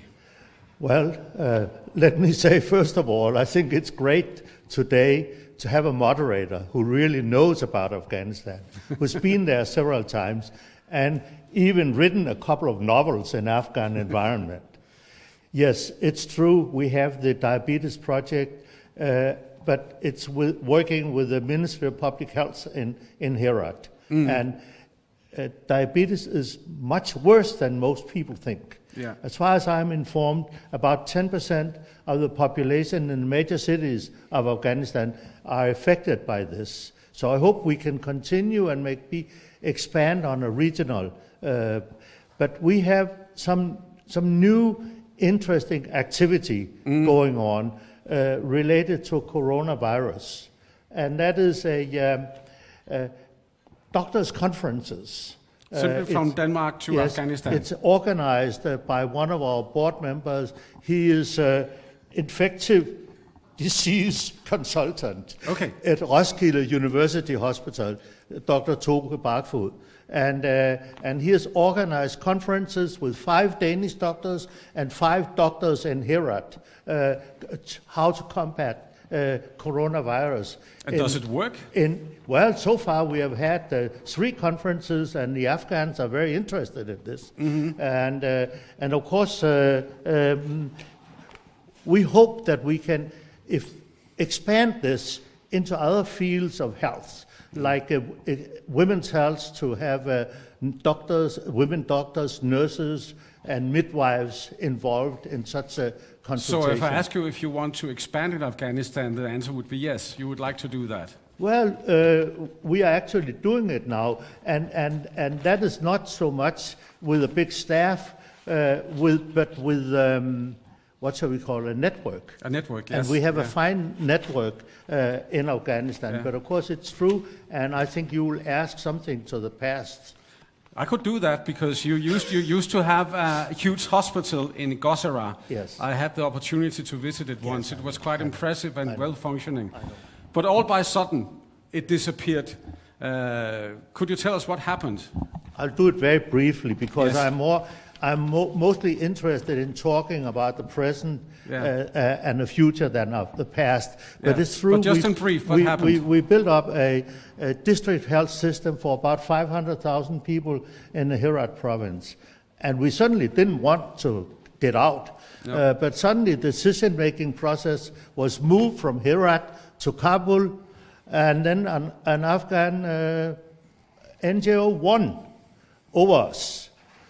And they got it, but they are no longer. Evidently, they were not so good. So they disappeared as well. Now, how did they get the job, so to speak?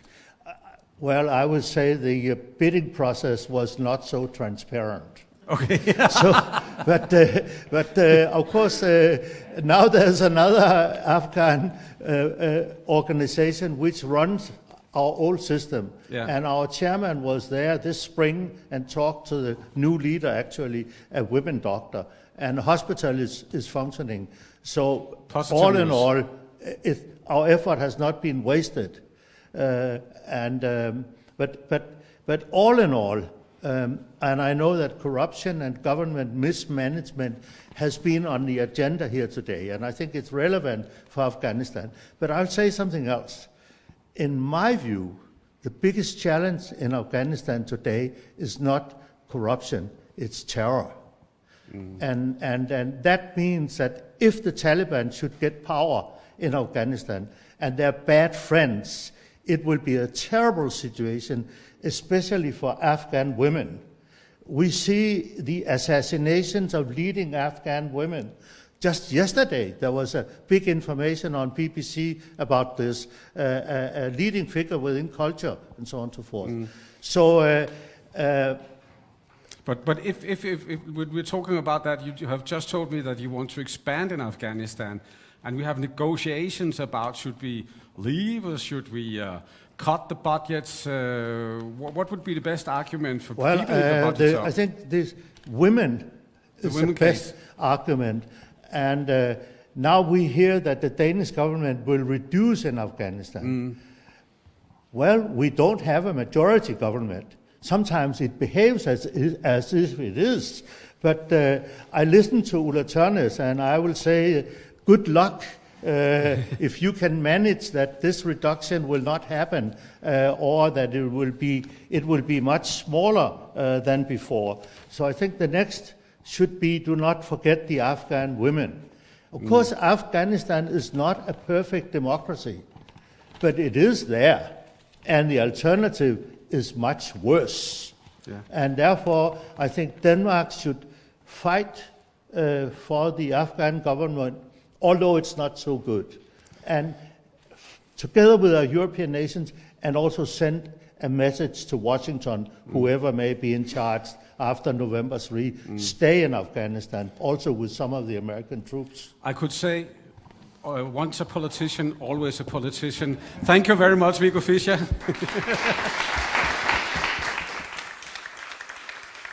I will now move to you, Cetera. And you will stand up. That's perfect. We do this side. Okay. You are Vice Chairman of Mission East, one of the NGOs that has been for quite some years in Afghanistan.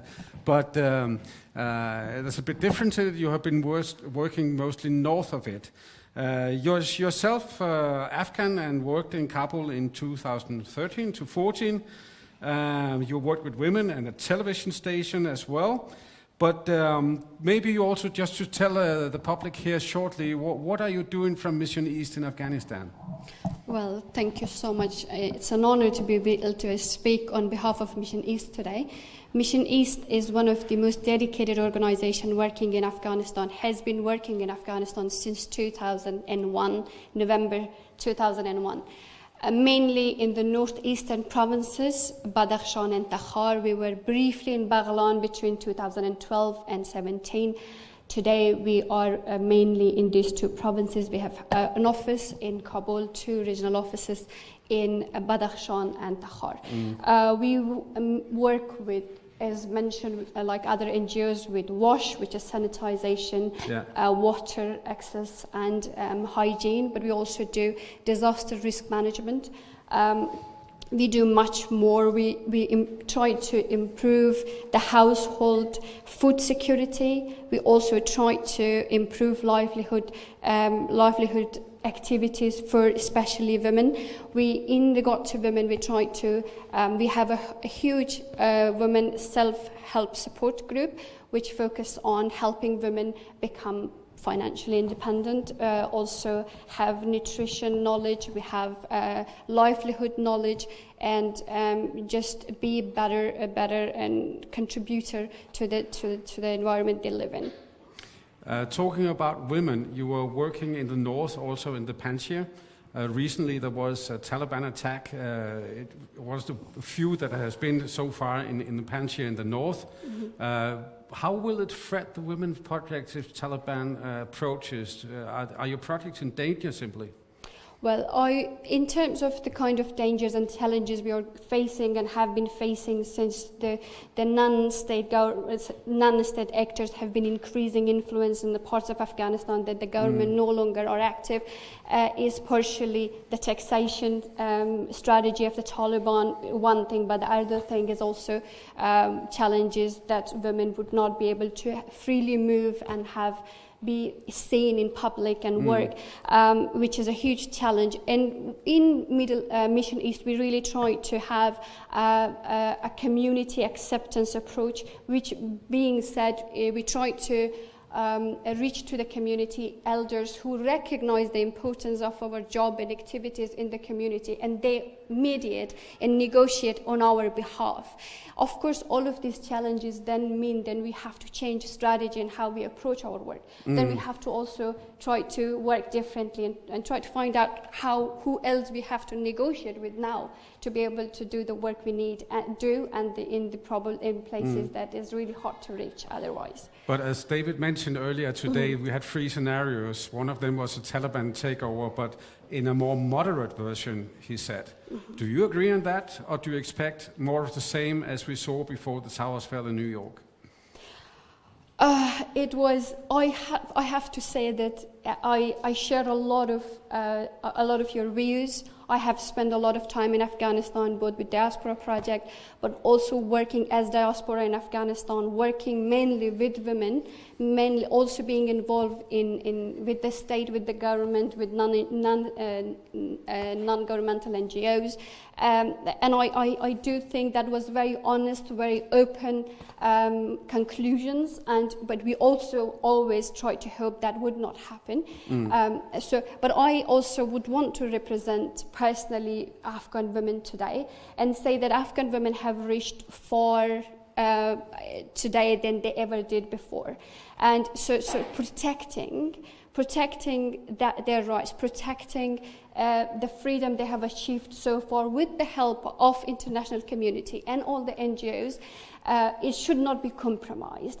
Peace we should not pay the price forever. If there was a peace coming, we should not pay for that, or the women of Afghanistan should not pay a price for that. And the price should not be neglection and restriction and Islamic prohibitions on women, and which obviously would put back women 20 years back, which should not happen. And I plead to the international community, Danish government and all the NGOs, that there is one area we need to focus on, that is women empowerment, in focusing on protecting women's rights, protecting what we have achieved so far, so that we do not pay the cost of peace with that, not that at least. Thank you very much. Should we give Tahmina a hand here? Thank you. And now we move to Mikkel Trolle, representative of Danish Refugee Council. You are Regional Director of Asia, and you are one of, I think, the biggest NGO we have in Denmark right now. In Afghanistan, you have about 1,000 workers. You have a lot of humanitarian work and demining and so on, but please describe what you are doing in Afghanistan. First of all, let me use this opportunity to also say thank you to DACAAR for arranging this event, which again this year is just as important and just as needed as it has ever been. Fully agree to that, and thank you for inviting. DRC started its operations in Afghanistan in 1999 with our demining activities. 2011 we expanded with a more humanitarian reach in addition to the Danish demining activities. And today we operate in 5 out of 6 regions, and our staff are approximately 98% national Afghans. Only a few expats. So only a few expats, and we strongly believe, like the route that DACAAR has gone, we very much agree to the nationalization priority, and we are going through that route again ourselves. And then with that, so that's within Afghanistan. We have been present in Pakistan and Iran from 12 to 18. we had to leave, but we certainly have still a very regional approach, both in our analysis and in our approach to the displacement affected populations within country. And we very much, like Tahmina presented before, we support diaspora in Denmark and in Europe, and we certainly want to go in that route even more.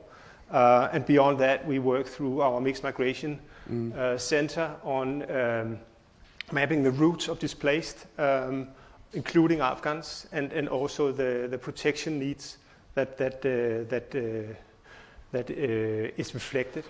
Inside Afghanistan, the dynamics of Taliban are changing. Is that also a challenge to your work, or do you think you can keep on working there? We think we can keep on working there, and we are certainly hoping to expand. I just want to add to what we actually do in Afghanistan. We work on protection and economic recovery and on mine action. And we want to expand also very much towards a more focus on civil society and civil society engagement. To the question about Taliban, yes, just like John mentioned, I think all our NGOs are working in the same environment, that we are approached by Taliban regularly, seeking us to pay tax. Obviously, we cannot do that, and we don't. But ultimately, what would it mean? It would mean lower access to us. It would mean that ultimately, when all diplomatic means are used, and we will be in that situation, we would be able to... Could you please give us an idea, how big a threat is that? I mean, is the possibility that we have to stop in a few months because they're demanding taxes in more and more areas, or where are we right now then? Right now, not. No, I wouldn't say that. No. I mean, if until now we have been able to operate, we have been able, just like DACAAR, been able to negotiate our access based on the evidence of what we do, based on the fact that what we provide is also in the interest of the armed opposition groups. So I wouldn't see that in the near future, and I think that we need to stand together, also diplomatically, to ensure that our access is basically remains. Yeah. Well, we want to give the full picture of this conference, so I'd like to ask you as well if you should point out your biggest success so far in Afghanistan and your failure, because everybody have both. What would that be? Well, similar to the DACAAR, I would say it's actually a success that we've been able to expand to where we are today. We are bigger than we have been in the past. We have access to more regions. And it's a success in itself that we also, through the COVID crisis, just like other INGOs, were able to remain and continue our operations under these very difficult working environments. Yeah. Okay, thank you very much, Mikkel. Yeah, thank you. We are going to Christian Kramer. Where are you sitting? You're right here. Please come up here. We can go to the stage, and if you could have the boom microphone. Yeah. Welcome very much. You are Emergency Relief Coordinator at Danish People's Aid. And you have a lot of projects, building schools, DART, Help Afghanistan, COVID-19. You have a lot of efforts you're making there. But please describe in brief what you are doing. Well, yes, just quickly, thanks to DACAAR for the conference. Actually, we were a part of DACAAR back in the days. We were doing constructions, and in 2005 we became independent, or we went under Danish People's Aid, which is now in Afghanistan. We call it DART normally, so if I go to the word DART, that is the local synonym for it. So right now we have been building more than 150 schools, and we have been renovating more than 50 schools through the years. We have been especially focusing on girls' dormitory to provide appropriate cultural, good education. We have been working with building justice buildings, courthouses, and so on to help enforce the rule of law. And more recently, we have been going more into the humanitarian sector also. which we're kind of new on, and that's why we also thank DACAAR that we are still that annoying little sister coming home every Sunday doing our laundry and using some of their knowledge. But we have been reacting to droughts and floods and conflict-affected IDPs. School building, is that the biggest part of your work? That is the biggest part, and we are funded by the Norwegian Foreign Ministry. Then I have to ask you, I've seen, all of us have probably seen several media reports about Taliban burning down, especially girls' school, of course, and so on. What is the situation right now for the school buildings? Well, you can say right now it's still difficult. If you look at kids attending school, it's dropping. It has been doing that for quite some years now. We can see fewer girls coming to school. We can see that the Taliban... Fewer girls, yeah. We can see that in some areas, or most of the areas, you have a bigger impact by the Taliban. And though, like Klaus said, that it's possible for DACAAR to say no to pay taxes, it's not possible for the local beneficiary to actually go in and say no to who is the authority in the countries. So yes, it is a big impact, and that's also something that is one of our biggest challenges. That is, when we are building, we know how the context is now, but in a year we don't know. No. And working in insecure areas, it put delays on our school buildings, of course. It put delays on getting in contact with the local community and building that trust that we are working with, and that is essential. So if Taliban is making a takeover as one of the three scenarios, then it's the end of the Danish People's Aid? I don't think so. I think we have every place out of Kabul, you need to have quite good relations to Taliban. So and though we can draw up a picture about Taliban being a bad organization and so on, but they also know that we're there to actually help. So when we are doing humanitarian support, they know we are addressing people. I'm doing very general. I'm not sitting at all in the same context as John is, for example. But I think it's more the approach to keeping that dialogue and keeping that trust in between, and knowing that we are not on either side. We are only trying to help people in the areas. Yeah, but we were talking together just before this conference.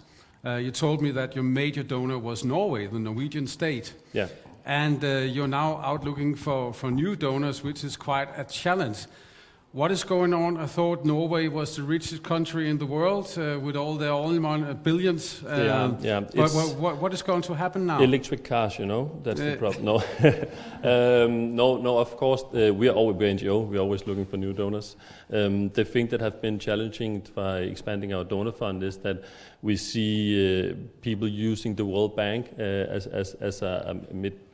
as a mediator between building schools more. We can also see that NIDA doing that. We was working more with the NIDA back in the days.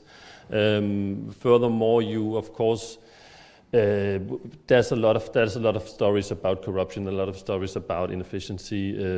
You do see that donor fatigue, or what you call it, that kind of stepping up in some areas because it's difficult to sometimes track the money, or it takes too long time to work in the areas. As also was mentioned, the thing about just getting a permit. When we want to do a rapid intervention, we need to get a permit from the local government, we need to get a permit and a work document from them, and so on. So the thing about saying now we are doing a rapid intervention, it might take 3 months before we can distribute the cash, because we need all of those permits. So it's a thing being built up by a system that is, of course, enforced, being affected by corruption and also being affected by the need to control that environment. Yes.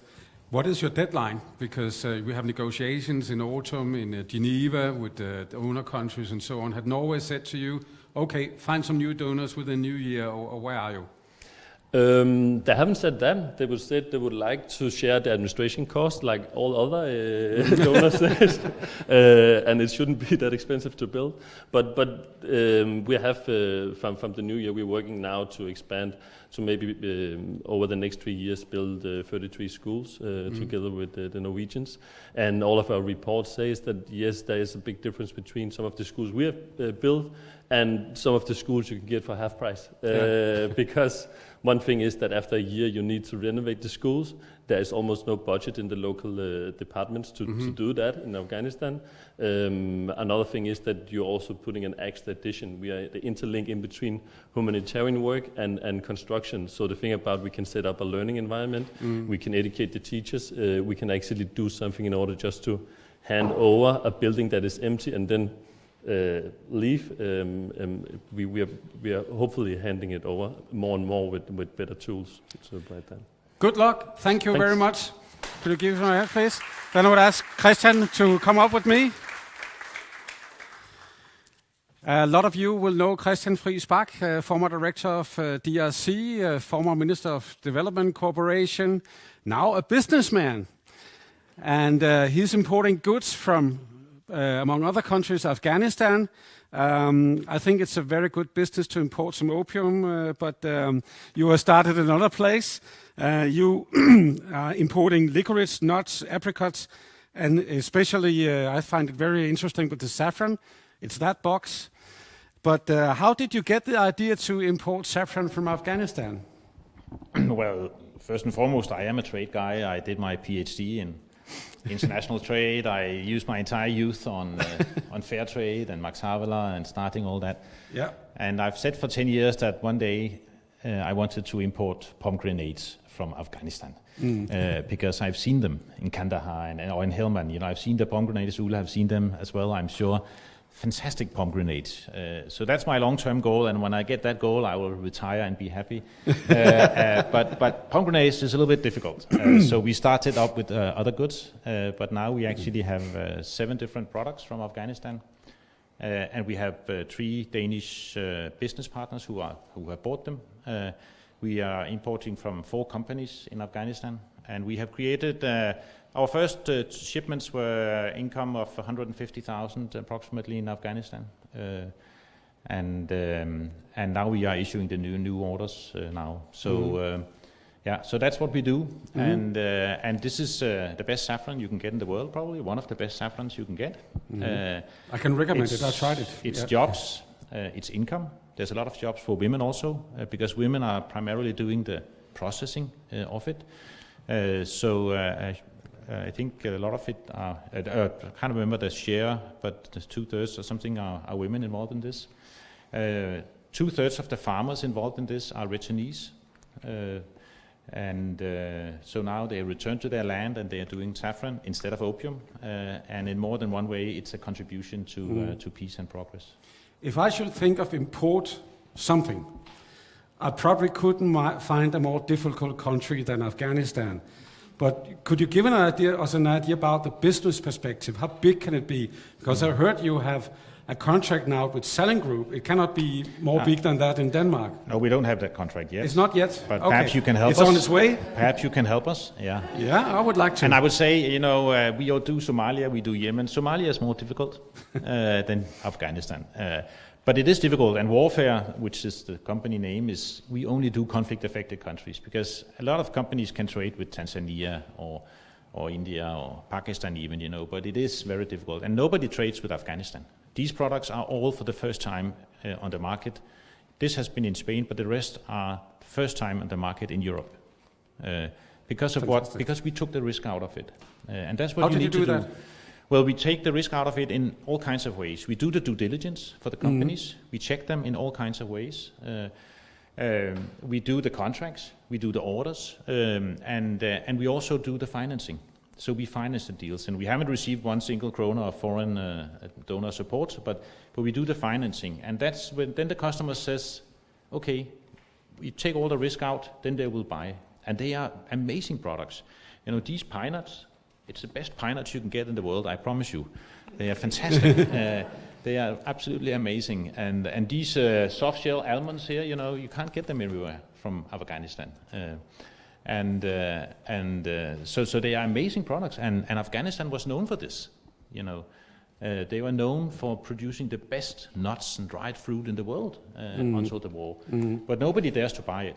We just had one of our really big, I can say, well, yeah, it was from Coop, but perhaps you should quote them.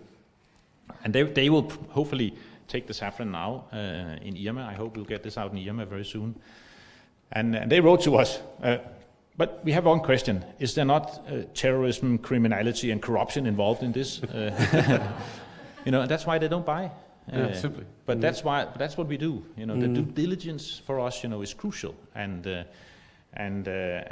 that's that's more than half of the business model for warfare. And we have some good partners. Not a lot of, we have some good partners in Afghanistan helping us out.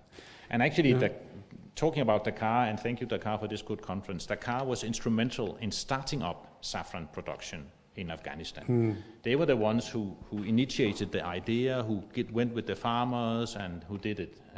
So it's also very much thanks to DACAAR that we have saffron here. The beginning of the idea, so to speak, with saffron was that we should prevent poppy production in Afghanistan. It should be an alternative to poppy production. Frankly, do you believe that it will work? Well, for these farmers, it is an alternative. It's a high-value crop. They produce now Afghanistan Red Gold Saffron, which is the company, or Herat Saffron, that we now cooperate with. They produce 2 tons. That's quite a lot of saffron. A lot of it is just going to Iran, and it's sold as Iranian saffron all over the place. But getting them now on the market directly, shipping, is a good success for them. So they are actually, it is becoming an alternative. And of course, the nuts, and these are also high value crops, the pine nuts, there's a lot of labor in these pine nuts, also for women. And so they are high value crops that could provide good income. And farmers would like an alternative. They are not happy to be stuck, many of these farmers, with the opium production. So I think and then it's a good story. It's a positive story, and we don't have too many of them, as we've heard this morning from Afghanistan. Please go and buy some of it in the break. We have a lunch break now. Thank you very much, Christian. We will be straight back here at 13:40 precisely, because then we have our Minister of Development Cooperation here in the room, and we'll start exactly at 13:40. So please be back then. There are sandwiches and it's my profound pleasure to say welcome to our Danish Minister for Development Cooperation. And I have asked Rasmus Prehn from the Social Democrats Government Party to talk about the subject, which is quite broad, Denmark's future role in Afghanistan. The floor is yours, Rasmus.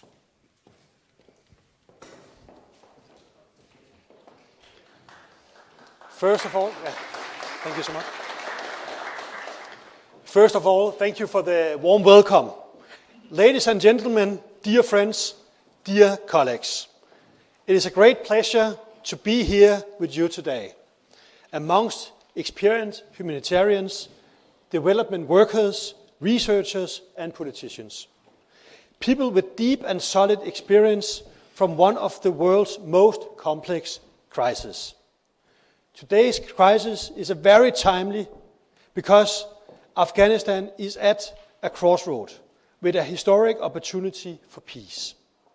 Timely because today marks the 19th anniversary at the devastating attack on the Twin Towers at the World Trade Center, which essentially led to Denmark's identified involvement in Afghanistan. Denmark's support to Afghanistan is based on the following narrative. Firstly, securing peace, stability, and long-term development. Secondly, minimizing the risk of international terror. Thirdly, preventing irregular migration and strengthening repatriation. From the beginning, Denmark has taken on a major responsibility to support the people of Afghanistan. For years, the country has been the largest recipient of Danish development assistance. We have allocated close to $1 billion in development assistance alone. Our assistance has covered key areas including reforms, anti-corruption, human rights, gender equality, education, security, peace building, and reintegration of internally displaced people and refugees returning to Afghanistan. We have also provided life-saving support to the most vulnerable people. Our soldiers have worked closely with Afghan partners and other NATO allies to support development towards a peaceful and prosperous Afghanistan. If you ask me, have we achieved all the results that we hoped for? I'm afraid the answer is no. But important progress has been made in the last 19 years. For example, access to primary health care has increased from 9 to more than 57%. Life expectancy has increased from 44 to 61 years. Maternal mortality has decreased by almost 80%. More than 8 million students are enrolled in schools and 39% are girls. Water supply coverage has increased substantially, also thanks to DACAAR. Freedom of press and women's role in politics and administration have increased substantially. In other words, the picture is far from all negative. We have jointly made a difference under complex circumstances. We can be proud of that. But let me be honest. Massive challenges remain. Widespread poverty and armed conflicts continue. The institutions, the governance structures, and the legal system are too weak and dysfunctional. These challenges prevail in all fragile countries that are challenged by conflict and instability. The truth is, in many ways, progress has not been in proportion to our investments. For too long, many Afghan leaders have misused our support. Widespread corruption being the prime example, this continues to be one of the major obstacles to improving the lives of ordinary Afghans. Our efforts have also come at a cost. Many of our soldiers have paid the ultimate price. I too have sometimes asked myself, was it worth it? But then I remember the millions of Afghan girls now in school. The women who can now participate in public life. The people who can now more freely express their views and elect their leaders. And therefore, my answer is yes. Today, Afghanistan is at a crossroad. The US-Taliban agreement, the release of prisoners, the planning and hopefully soon beginning of intra-Afghan negotiations, an Afghan-led and Afghan-owned process which we hope will lead to a sustainable peace agreement and end decades of warfare. But, of course, the situation can still move in different directions, from a more stable Afghanistan all the way to renewed civil war or a takeover by Taliban. Within this uncertain context, we have to decide future support to Afghanistan. This is by no means an easy task. And I know that I'm going to disappoint many of you because today I cannot give you an exact figure on Denmark's future assistance to Afghanistan. Because as we speak, there are a number of essential processes going on. Firstly, we have just started the process of negotiating the government proposal for the 2021 Danish Finance Act. Secondly, our work on a new overall strategy for Danish development policy will soon begin. It will begin just around the next year. Thirdly, an international donor conference will most likely take place in Geneva in November. The whole international community is now discussing and coordinating the best ways to support Afghanistan moving forward. We also have two factor in a possible scenario that Taliban has part of the government structure. For Denmark, it is essential that the progress we have made is maintained and further developed, especially in the area of gender equality, education for girls, reintegration of refugees, anti-corruption, etc. Future support will be closely linked to the government's ability to maintain key results. The EU has recently developed a document which clearly states our principles for future assistance. We have to uphold our red lines, our zero tolerance, especially regarding corruption. We need to justify spending Danish taxpayers' money. Business as usual is not an option. We know the situation is complex. We know the challenges are still massive. We know that substantial progress is lacking in a number of areas. But Denmark remains committed to Afghanistan and the Afghan people. We will work with the international community in support of a peaceful, stable and prosperous Afghanistan. We will not forget Afghanistan. Thank you very much indeed.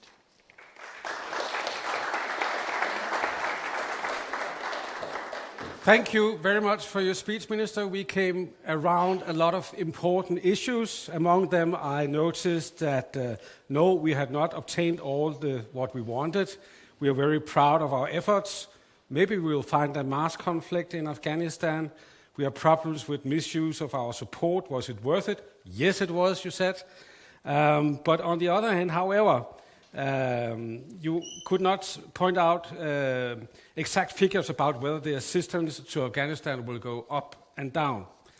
However, 2 days ago in Altinget we could read that Africa will have a high priority and some of the money should be taken from Asia in Afghanistan, Myanmar and Bangladesh. According to the government's proposal for the Fiscal Act 2021, it's in total 364 million Danish kroner so far. But first, after a year where the programs in Afghanistan are prolonged. So my question is, depending on the quite chaotic development in Afghanistan you also describe in your speech, could we be in another place for that decision in a year? Of course we can. I would like to start by saying that to prioritize is always very difficult. And even if I had the chance to use the whole national budget of Denmark in development aid, I would not be able to solve all the problems in the world. So it's very difficult to prioritize, and my task is to focus on some of the government's main priorities. And therefore, I think we have to discuss, shall we just continue business as usual? And as I just said, business as usual is not an option. And because we have so many processes going on, there is negotiations about peace with Afghanistan going on. We have the Finance Act going on. We also have an upcoming discussion on the strategy for Danish development aid. And therefore we have decided to continue with the already existing land program. So it will just have an extra year. And we will use that year to discuss how will we do another and perhaps better, but perhaps also more focused country program. When I end my speech by saying that we will not forget Afghanistan and the Afghan people, because I believe in it. And there is no option that Denmark will withdraw 100%. We will be there and continue to help and support.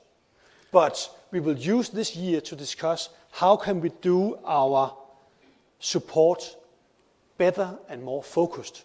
And I'm sure if I have a slightly tendency to forget something about Afghanistan, then I will have very eager spokesmen and women from other parties remember me to focus on Afghanistan. Yes. And I know, for instance, Rasmus Prehn sitting down here, he is very eager not to forget the whole Asia and many others. And there's also the NGOs. So I will remember to focus here as well. Yeah. But it's a difficult task. Talking about business as usual, and you will not forget Afghanistan, you said.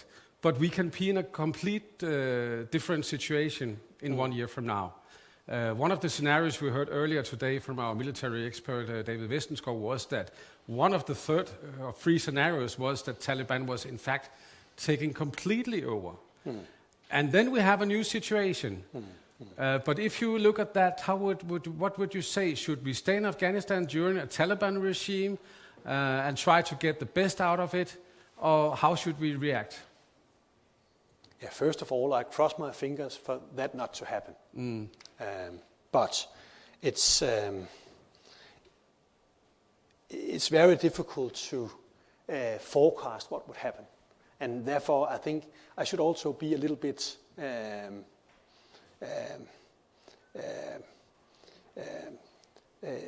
concerned not to go into that discussion, because we have to look what is the concrete situation.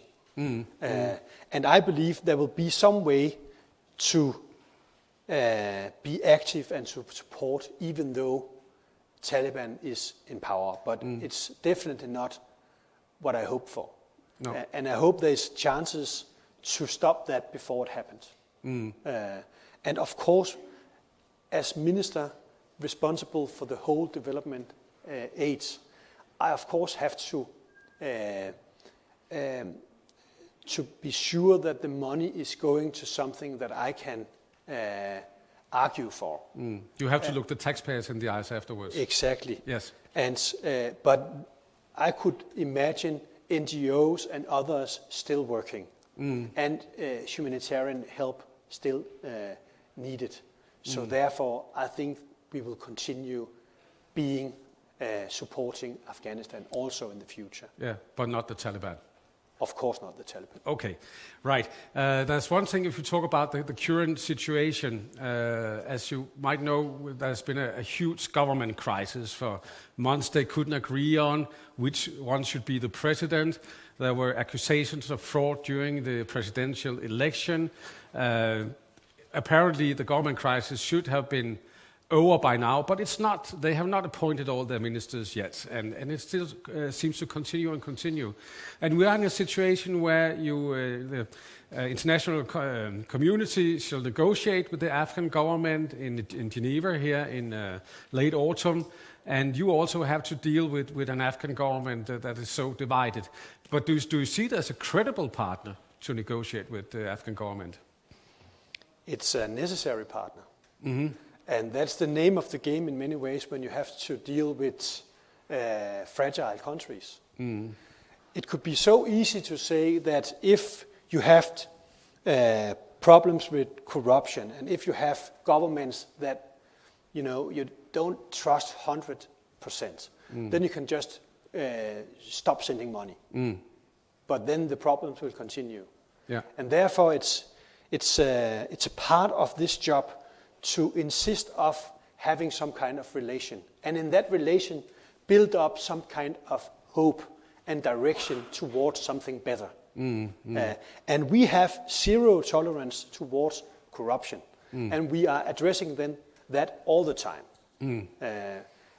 I can see that our former ambassador in Afghanistan is sitting down here. And he's on the stage afterwards. And he will tell about how he is working on daily basis to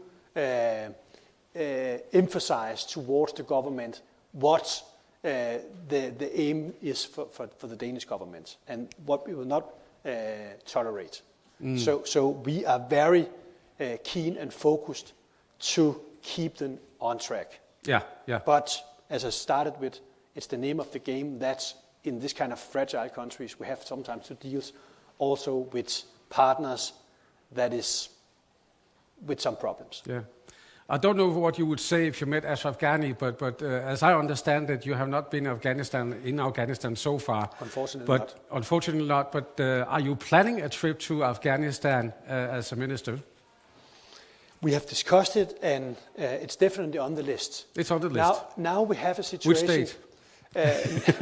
Now we have a situation with COVID-19. Yes. And therefore we have very restricted travel rules. But we would look into it, and I'm very curious towards Afghanistan. And I have many things to learn. Even though our very competent ambassador have filled me in with knowledge, I think it's a good idea to travel and visit myself. Yes. And I'm very humble towards this whole country and the whole history, and I know that I have many things to learn. Thank you very much, Minister. Unfortunately, it's not in the Minister's calendar to take questions here from the audience, but there might be some journalists that want to grab you on the doorstep on the way out, then you have to hurry. Yeah. But from here, I would say very much thank you for being here and give us some very useful information. Thank you to Rasmus Prehn. Thank you so much.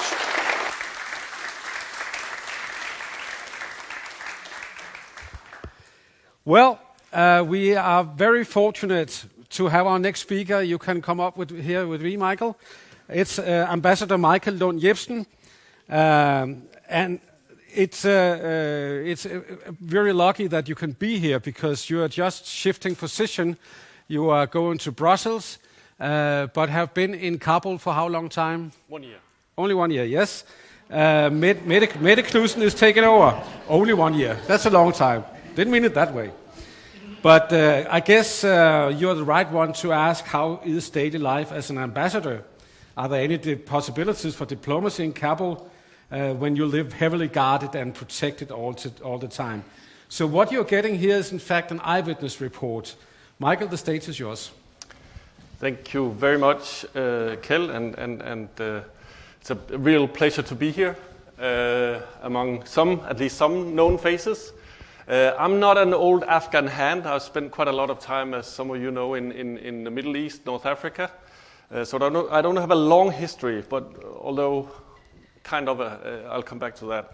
But before going into all of that, I would just say that coming as a new ambassador, as I did a year ago, a little more than a year ago, to Afghanistan, meeting people, meeting local staff, meeting ministers and so forth, is an incredible asset, an advantage to get these references to the work of DACAAR. A lot of people in Afghanistan have experienced a very direct way help from DACAAR when they were kids, maybe in refugee camps in Pakistan or wherever, or indeed in Afghanistan. And really for Denmark, that work is incredibly important. And so I'm a big admirer of what you do, John, a big fan. Cognizant of the date today, just a short, very sort of personal deviation. I was actually in Washington, D.C., having just started a couple of weeks before as embassy secretary at the embassy in Washington, D.C., and then came 9/11, exactly 19 years ago. So again, being an eyewitness, I witnessed the shock 9/11 really created in the United States. In fact, there was a government committee in the town that day, and we, the Foreign Policy Committee, we were at a meeting at National Defense Academy just across from the Pentagon when it happened. So that just changed the whole agenda. It was really a shock. So for me, it was no surprise that quite quickly when things became clear, facts became clear about, the terrorists and so forth, that there would come a strong reaction from the United States, for better or worse. So we started hearing about all these names in Afghanistan, Tora Bora and whatnot, and of course that planning went on. And Denmark was very much in solidarity with the United States at the time. As you know, for the first time, the Article 5 of NATO was activated in that response. It's a huge shock back then. So for me, it's sort of a full circle. Then little did I know that 18 years later I would be ambassador in the same country. So kind of ironic. Another 9th, just to get closer to Kabul. 9th of March this year, in fact, I was as ambassador representing Denmark at the presidential inauguration in Kabul at the Ark at the palace. And as you may recall, there were actually two parallel inaugurations at the time, because Abdullah, just a few hundred meters away, had his own inauguration. Telling you a little bit about the sort of political immaturity that still exists in Afghanistan. But anyways, we were there, all sitting, all the ambassadors, a lot of generals, American generals, and so forth, and the speech of President Ghani went on. And of course, more or less, in the middle of the speech, it started, what I thought were fireworks. And indeed, it was rockets, but real rockets, being fired toward the palace. And everything stopped, and we sort of dived, behind trees and whatnot, because of course we didn't really know what was going on. It turned it was apparently an ISKP attack from some kilometers away with rockets trying to attack the inauguration. Fortunately, the courtyard itself was not hit, but I can tell you my close protection people were quite nervous. They started, calling, and quite a few diplomats started running out of the palace. But things calmed down. The president, I must say, was pretty cool about it. He pretty much just continued his speech while we were trying to lie down and find shelter. So that was quite an unusual experience for a Danish ambassador, but it tells you a little bit about the sort of environment, things you can experience in Kabul, even these days. I would say that, despite the security situation and the fact that we only can travel outside our compound that we share with the Norwegian embassy, only with close protection people, in armored cars, sometimes one car, sometimes two cars, very limited. There's very little space for spontaneity. You can't just decide, okay, I'm going to go to a restaurant and have a pizza or whatever, and there's no chance of that.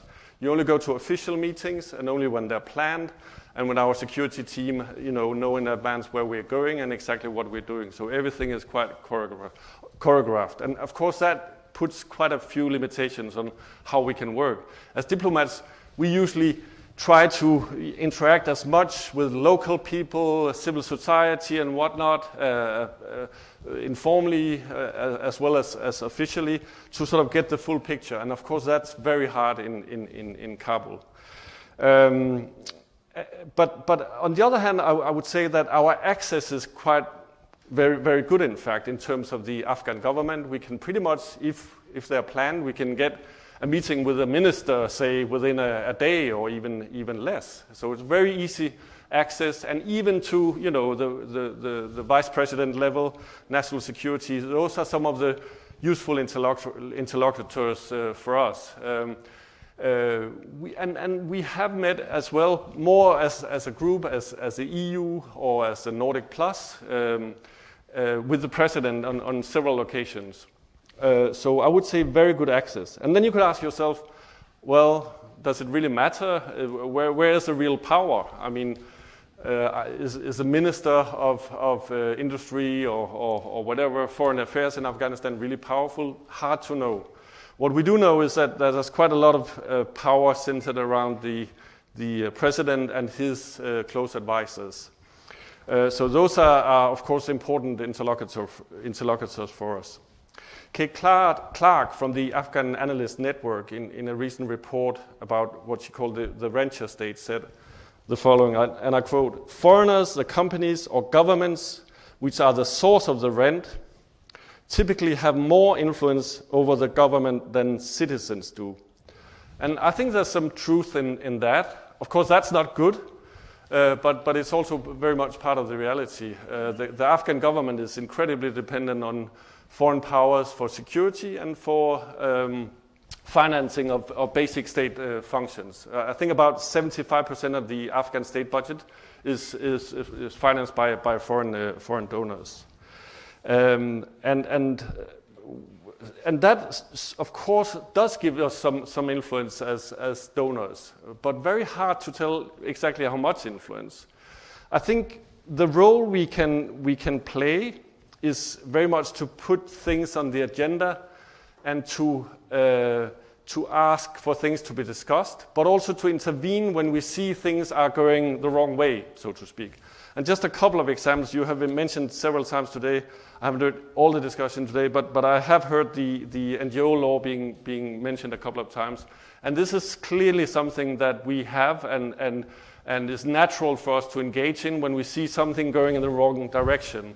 And in fact, I did, as late as in August, there was a senior official meeting in the palace, and we had prepared, coordinated among the EU countries.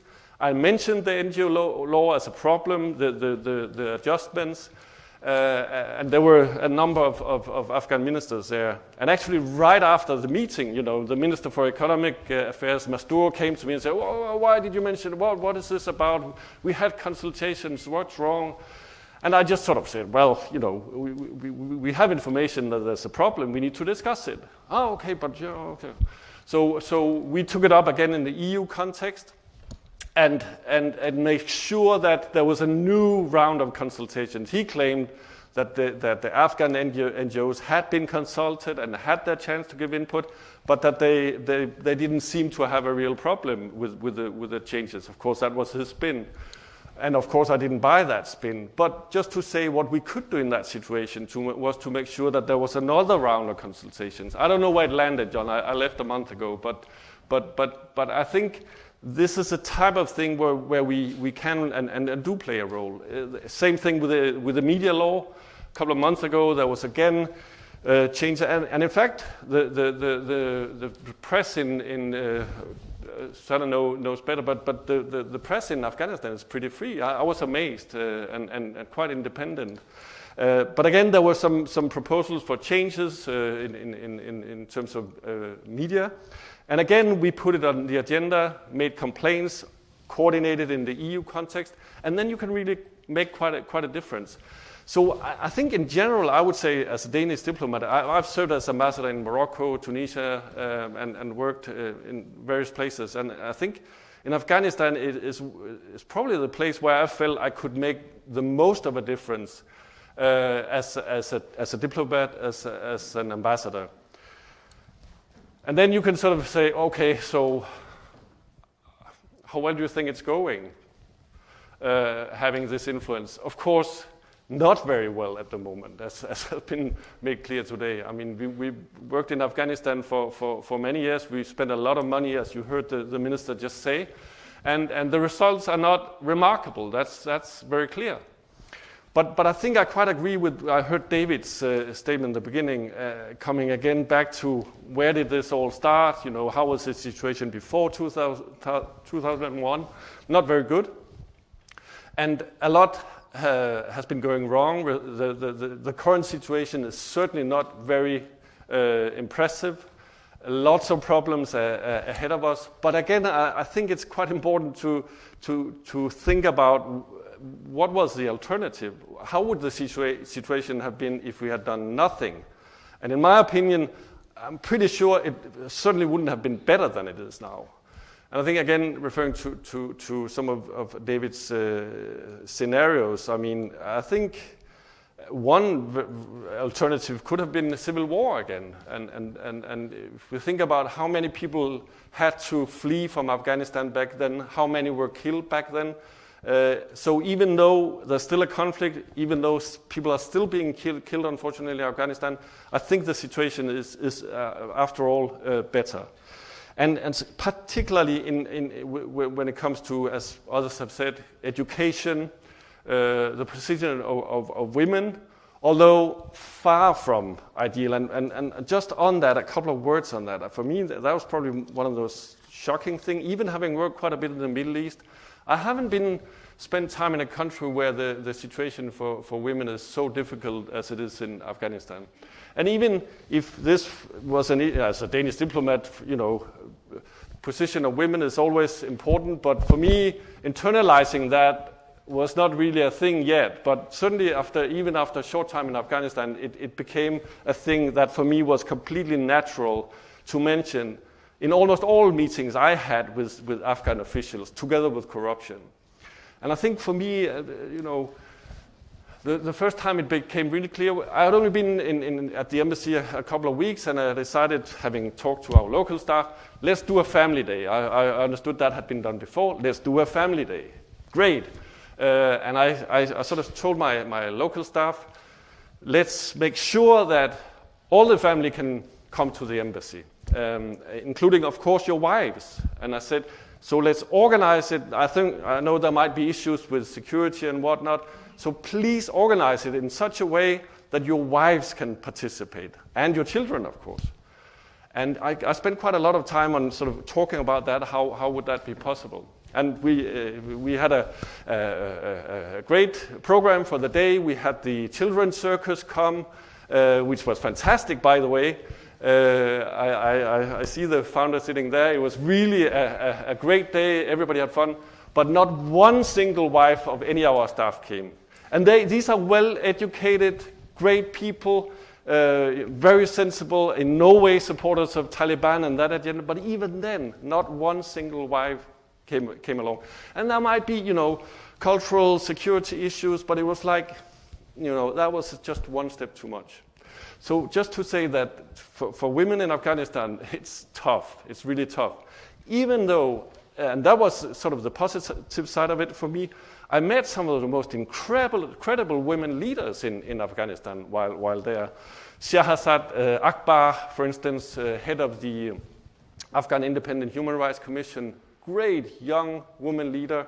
Rizal Haris, the new ombudsperson in Afghanistan, probably one of the most dangerous jobs you can think of in Afghanistan, because her job is to try and clean up some of the mess. So they're definitely there. And sometimes when we sort of press the issue, as we did with some ministers I won't mention, but you know, regularly, especially on the Nordic Plus side, the answer would be, yeah, well, it's true, yeah, no, we agree, it's very important, but we need to have more women educated so they can be part of which is ridiculous. I mean, there are tons of well-educated Afghan women, but they do not get the chance. Only 4 women in the Afghan negotiation team that is hopefully soon starting in negotiations with Taliban in Doha. Fawzia Kofi being one of them, actually she has links to Denmark as well, and she's one of the strong voices. So they are there, but we really need to support them. And for me, as a Danish diplomat, that was one of the most important things to do in practical terms to make sure that this was kept being on the agenda. And we need to continue that. So I'll leave it there for now to just leave time for a couple of questions. Perfect. Thank you very much. Give a hand. I will open up for questions in a little minute. It was very interesting to hear about your possibilities as a diplomat, and it goes far beyond what I thought was possible, in fact.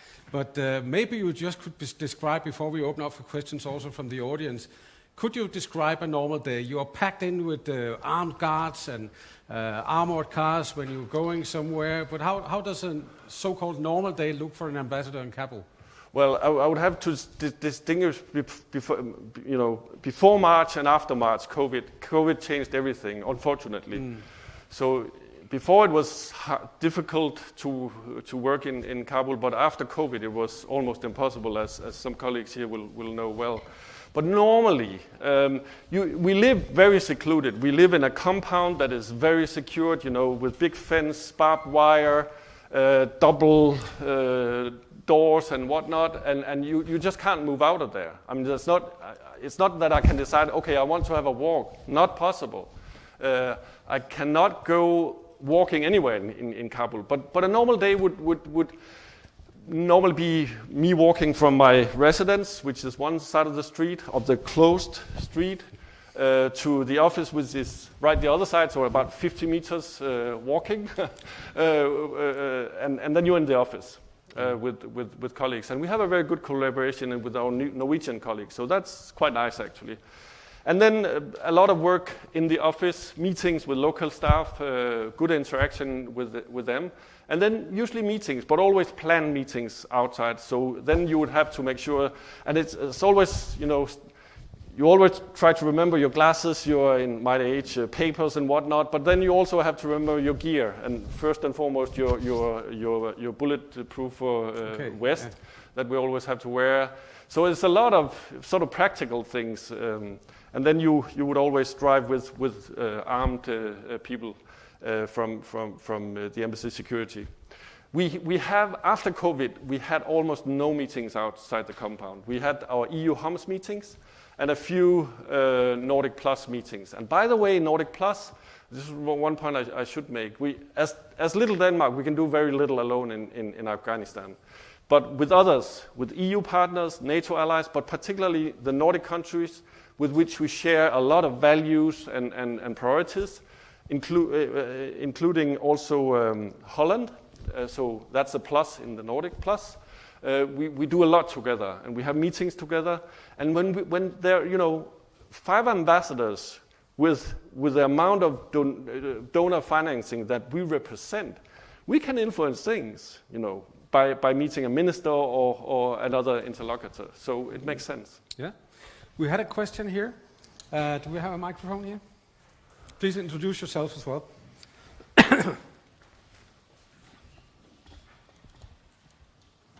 Thank you. My name is Maina Abbasi. I have a question regarding the peace process. So as we know, it's ongoing, and taking into account that Denmark has provided humanitarian aid, development aid in millions of crowns, and we have paid the highest price with soldiers' life. Where do you see Denmark's role in the peace process? What should Denmark do, or what should Denmark focus for the peace process? That's a very good question. What we have done so far is, of course, to, in any way we can, to support the process starting. We've been trying to, in meetings with Afghan officials, make sure that the National Reconciliation Council is finally, and with Abdullah playing the role he's supposed to play, that they sort of get their act together and get started, preparing themselves, because it seems to me that Taliban is quite well prepared. And they have quite, strict orders on how to deal with these negotiations. Not quite the same coherent picture on the Afghan Republic side. So that's one thing. But the other high priority for us, again, are women. Women representation in the negotiation team. We've been pushing for that all along. At least there are 4. In our opinion, it's not enough. Why not half? Why shouldn't half be women? I mean, so that's a point we've continuously been trying to make. And in fact, the embassy, despite COVID, has been trying to step up our efforts in terms of women, peace and security agenda, which also has certainly a United Nations angle on it. And we work closely with United Nations UNAMA mission in Afghanistan on this agenda to keep pushing also in the EU. So I would say that our task is very much to keep pushing and making sure that this stays on the agenda. Because if the Afghan women are not represented sufficiently in the negotiations with Taliban, it's a huge risk that all the gains that have been achieved the past 20 years will be lost. So it's a very important issue for us. Yeah. Kirsten Larsen, you had one question from Globalnyt. Then I introduced you. Please stand up. Thank you.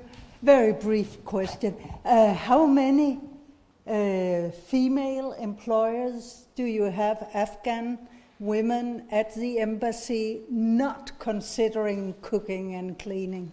That's very embarrassing and very easy to answer. 0. And it's a problem.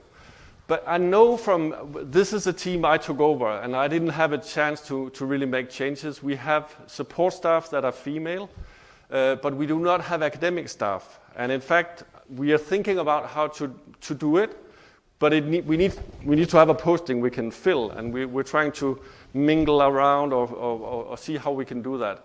I know that Norwegians have one, but it's, as I understand it, it's very hard. It is very hard. But it's a priority.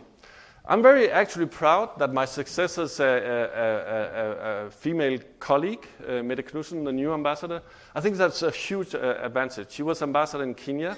she's worked a lot with the women, peace and security agenda, so she's very strong on that. So we've been trying to create sort of some starting points on that she will follow up on. And I hope she will get the chance to employ a female Afghan, because again, they're out there, and we would love to have it. And for me, it's a problem, definitely. We have, I think, final question over here. Please introduce yourself. And it should be a very short question, please. Yes, it is not short. a comment. I'm Samir Azizi, assistant professor at Roskilde University, working with Afghanistan in private sector development, etc. Just a question, because we didn't have the chance to ask the minister. There was a very clear resistance against cooperating with the Taliban, whereas the US have engaged with the Taliban, legitimizing them as a powerful actor. Is this the largest gap you have between the Nordic countries, Denmark, and the US policy right now? And what would you do when they engage in a kind of formal power in Afghanistan? Would you still be resistant? Very, very difficult question to answer. Of course, the United States has a special role and a difficult role again in just getting the peace negotiations started. And I think I would agree with us who have said that, this is not going to be easy at all. But I think we would be damned if we don't at least try it. And of course, the United States has, and I think they should be commended for having really pushed for those to start. And hopefully, we cross our fingers, they will start within the next few days. And I think, as I understand, I haven't had contacts with Taliban, but people who have and who are more knowledgeable about Taliban than me, are also saying that there are, I would agree with David, Taliban are many different things, but there are certainly, if not moderate, but then somehow sensible forces in Taliban that you can talk to. And that also are realizing that things have changed in Afghan population. I think that's quite well documented. I think the Institute for War and Peace Studies in Afghanistan made a survey recently, and there's very little support to Taliban. So on the other hand, even sensible people in Afghanistan I talk to who certainly do not support Taliban are saying, well, the current system is not great either. Perhaps Taliban could play a role, forcing the government, forcing the power structures that we see now in Afghanistan to be somehow more accountable, less corrupt. So I think, as the minister said, I think it'll depend on what we see, what comes out of it. And then we will decide, is this something we can be part of or not? So it will depend on the outcome of the negotiations. And that, I think, will take quite a while. We could go on for ages. It is very interesting.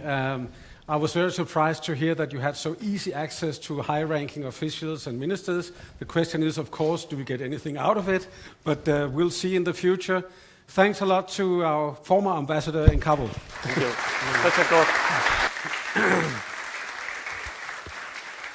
So now we are trying to make an experiment with a lot of people on the stage.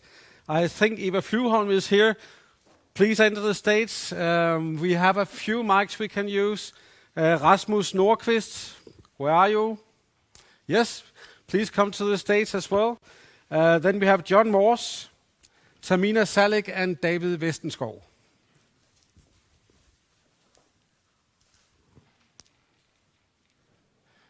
It's just to be arranged.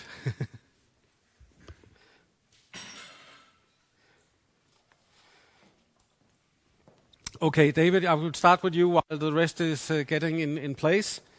You opened almost the day by being quite pessimistic about what is going to happen and telling about 3 scenarios: civil war, Taliban takeover, or maybe it will continue as it is for a year. I have to ask you, now we just heard the ambassador of Kabul, and Mette Knudsen, she's the ambassador right now. Will she still be an ambassador from Denmark in 1 year? Or are we totally out at that time if you should predict something? What you told me so far reminds me of the saying that if you play with fire, you get burned. Yes. I will be very surprised if she is still ambassador in a year, yes. Mm-hmm. Why? I think that, I opened the day. Now I have enjoyed all the speeches, and maybe I am all wrong, and maybe I understand this in a wrong dimension. But what is striking to me is that we talk of Afghanistan in isolation. We think that we can move things in Afghanistan in isolation. We actually Into the stage, please. the whole seminar.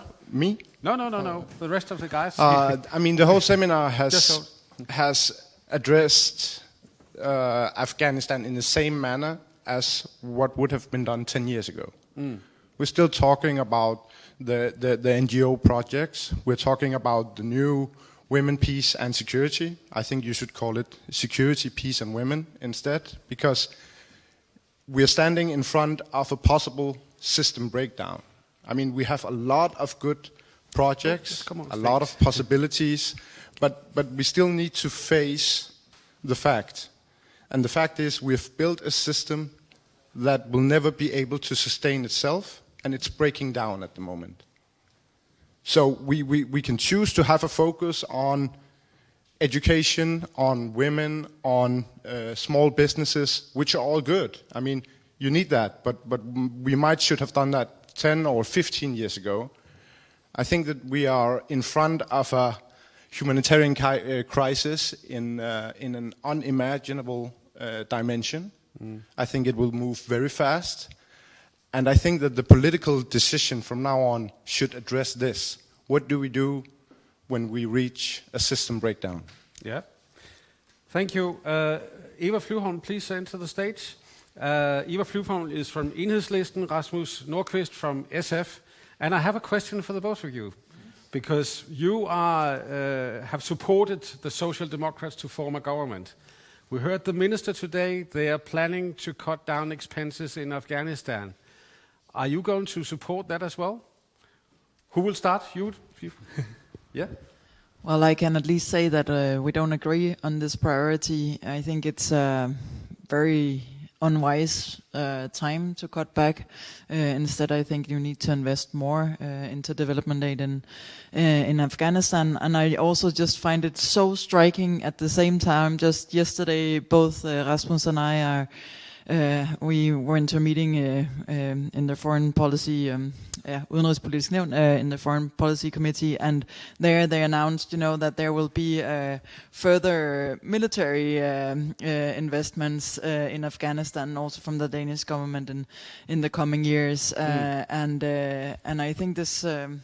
There's definitely a balance that's not quite in order, I think, here in terms of what's being prioritized. So it's definitely something that we are bringing to the negotiations about the budget, that we don't agree on this and that we hope to have that filled up at least. I think it should be bigger, but at least hoping to. So it will be quite up. difficult negotiations in the coming months, I can imagine, to the Fiscal Act.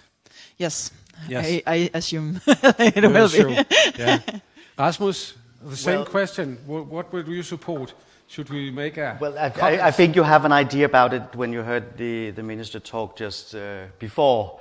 I mean, I don't agree whatsoever in cutting down on Afghanistan, whereas I'm actually sharing your pessimistic attitude to the situation. It's not the time to cut down or step down. Actually, it's the time to stay, and I think we actually should focus on what we're focusing on education, on women, on small businesses, because we cannot really do the big differences when it comes to the bigger systematic things as I see them. We should focus on trying to build up society and resilience in society. It's going to be hard, and I share your pessimistic attitude. I don't know where we are in 1 year time, but beginning to cutting down now and stepping down from our presence in Afghanistan right now would be a big mistake.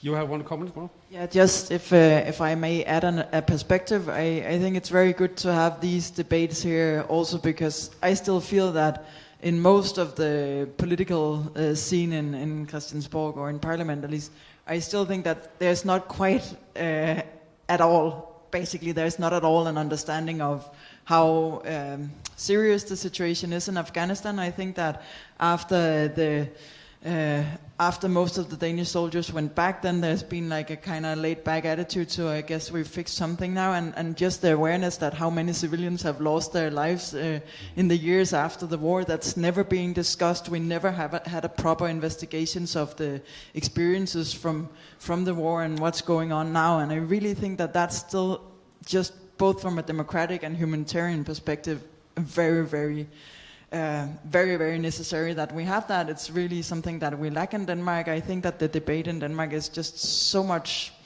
more narrow or not invested in discussing this theme in terms of what is being discussed in Norway or even Britain or so. I think it's quite different in Denmark. So I think in that way it's very welcome that so many of you also try now to contribute to this discussion, because just honestly it's not gonna happen from itself, from within. I mean, we try to raise the issues once in a while, but it's not a big thing. So please just keep pressuring. I think that's very important.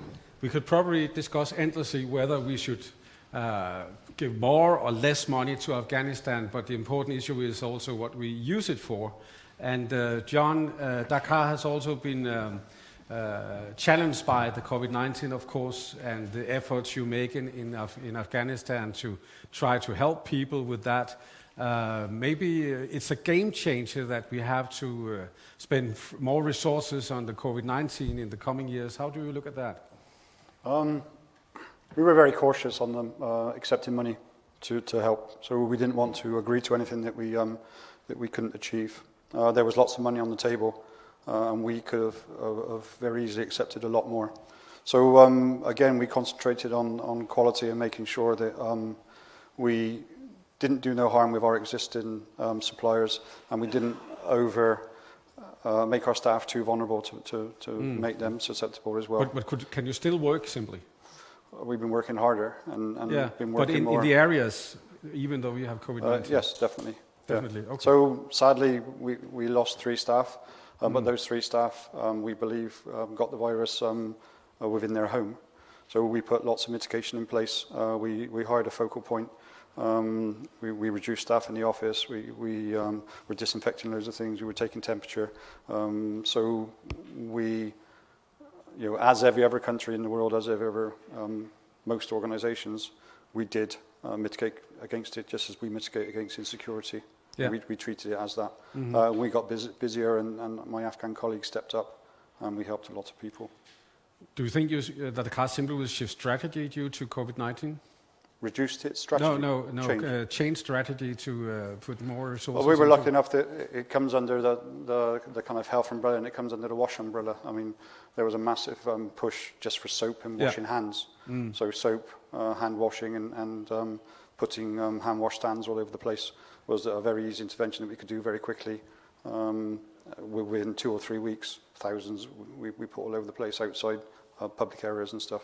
I think we proved that we are resourceful. We can hit the ground running, and if you do mitigate and work hard on that access, the same as we do in security, then we can carry on helping. Great. Yeah. I will ask Tahmina one question, and if you have questions to the panel, be prepared. I will try to look both ways while I'm standing up here. But Tahmina, we have talked about women quite a few times today. But the $1 million question is, if Taliban really take over, what can we do to help the women at that stage then? If Taliban take over? Can I have the mic? Oh yes, of course. First and foremost, I truly doubt that Taliban will take over. And that is because we have with a whole new generation to do that has raised from, in these 20 years, there's a whole new generation with new ideas. They have seen what it means to have freedom. They know what it means to be under the Taliban regime. So for me, it's very unlikely. It's not one of the scenarios in my world. But if, may God forbid, that happens, then we should continue what we do. It's a very, we should continue fighting for the woman right, but I think we should here support the Afghan women to do the fight by knowledge exchange, by whatever and whichever form that we can, we should support the Afghan women to take the fight themselves. And we should not forget it just because, which I doubt, but if they come in power, that doesn't mean that we should give up. The fight should continue stronger than before, and I'm sure it will. Thanks. Thank you. We have one question, two questions, one first here. Please introduce yourself. Yeah, I'll see you. Okay, I'll see you. My name is Emil. I'm a freelance journalist. I have a question for David Vestenskov because I think I share your pessimism. Back in 2012, I served with the Danish military in Helmand, and I think since then I have kind of felt like how the American soldiers must have felt like up towards 1975, after when Vietnam was collapsing, because it's kind of the same. U.S. involvement drawn down, troop movements out, economy going down, and then finally a collapse. Do you see this parallel, and what do we do to prevent it? Sorry, the last thing? How do we do what do we do to prevent it? The first one is easy. I see many parallels, and I think it's pretty obvious that the main objective from the US point of view is withdrawal. I mean, that's why they struck the deal with the Taliban, is because they simply had the same objective suddenly. And I think that the current administration in the US are also willing to pay the same price.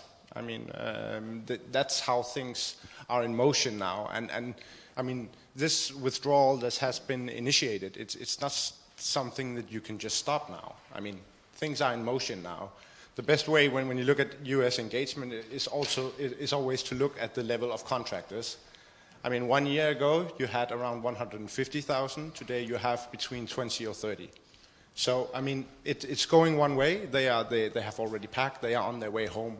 And the problem is that what they're leaving, quite similar to what they left in Vietnam, is, I mean, we can of course pretend it's a government, but I mean it's not a government. It's many different individuals serving their own interest, a completely isolated president. To have any belief that he will be able to handle this without military support is, in my mind, I mean, it's illusional. So then again, what can you do to prevent it? Back to what I stated earlier this morning.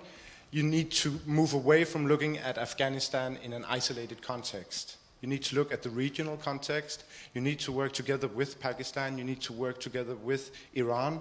And you need to find a solution that we might not be very happy with, but it's a sustainable solution that could secure at least a decent level of stability. Yes? Can I kind of answer your question as well? Because I kind of disagree with this guy a little bit, and so I want to put forward another scenario maybe. So it was very encouraging from the Minister and from Mikko to see that we are accepting corruption, we are accepting insecurity, we are accepting the lack of cohesion and coordination from the Afghan government. But no one's come up with a kind of solution, and everybody's saying, game on, same. I'm looking at this thing as the catalyst, and I'm looking at this thing as the open door for change. I'm actually saying that now is the opportunity that the Afghan government is going to be forced into a few corners, and hopefully that will bring on some very, very good stuff. The military interventions changed, and it changed a long time ago. It changed with the drone strikes, it changed with the lack of offensives and the more defensives. It changed with the way that we're supporting the Afghan security forces, and it's changed a lot from 3 years to now, and I'm sure it's going to change from now up until the next 6 months and 12 months. But I think that support is still going to be there. The air support coverage that the international forces do is very, very strong, very critical, and is getting stronger, not less. So I don't think there's a scenario where the international world turns its back on Afghanistan, and like I said, like we've said, there's too much to lose, and the Afghan population hasn't got that appetite to fight. They haven't got that appetite to go back and lose everything. There might be a a grab tendency that there are in war-torn countries, there are in conflict countries, there are in post-conflict countries, and that's what is the catalyst for corruption and people grabbing everything. But the majority of the Afghans do not want that. So it would be very, very hard for that to happen. It would be very, very hard, I think, for the international community to let that happen. Please, let's see the door open. Let's see that for once the solution might be to reduce funding, to concentrate on us maybe, to concentrate on civil society, to concentrate on the NGOs where we can be transparent, we can hit the most need. Everybody's talking about reducing funding, but actually the need isn't being reduced, and the need is actually getting higher. It's getting a lot stronger. And we are going to be the only ones there that have been there in different scenarios. DACAAR has been there under all the different types of people in charge, and we're still there now doing a bigger and better job as well. So please see the door open. Let's take 3 Rubik's cubes, they're all mushed up, and take one colour out of all 3, put it together, and let's at least have some starting blocks so that we don't turn our back and we do make sure we take advantage of this situation we're in right now. I'm seeing it as a good situation we're in right now. We can talk about the negative things, but we can talk about the positive things as well. If the funding does reduce and they concentrate on us, where the need is really high and they know that we are a lot more transparent than the others and we have access to the most needy, that would be a good thing. If they reduce the funding to the Afghan government and that reduces corruption and that makes a lot of these politicians disappear or even think about their priorities in life, that's a good thing. If the international forces actually evaluate on the interventions that they've done in the past and actually change that help, that is a good thing. If the Afghan forces actually are less crash and bang, which I mean, there's no offensives in Afghanistan right now. It's all defenses. The Taliban take over and surround Maimana, and then everybody gets worried. Everybody gets worried, and then the commandos come in under an international remit and then push the Taliban back. That scenario needs to break, and I think it is breaking because we are approaching this in a very different military way. Thank you, John. Time is running very fast, and I have 2 short questions. Please introduce you. First, you. Yeah, in the back.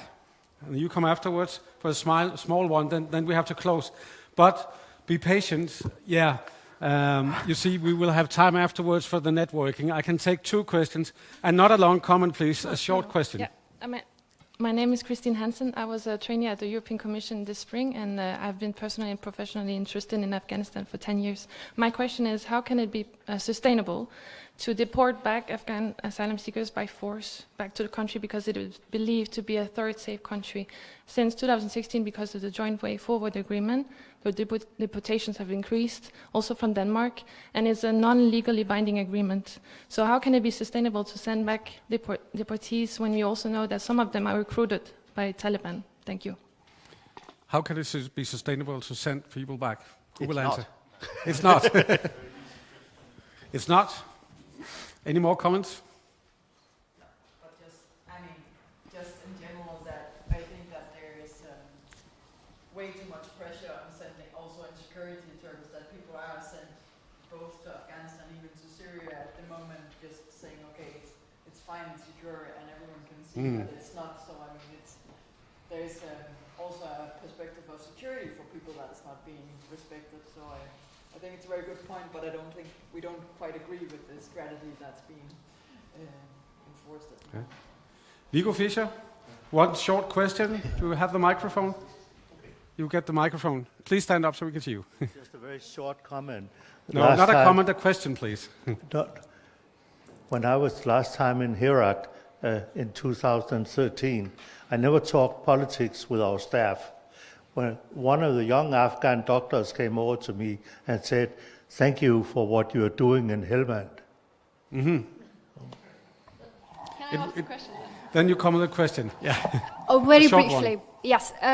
My biggest concern is that I was very involved in the NATO meetings, and one of the problems that have been raised again and again was that the amount of military funding we get in Afghanistan right now compared to before 2014, the ISAF, is very, very limited. So young soldiers get 3 months of training and they get to combat and then get killed.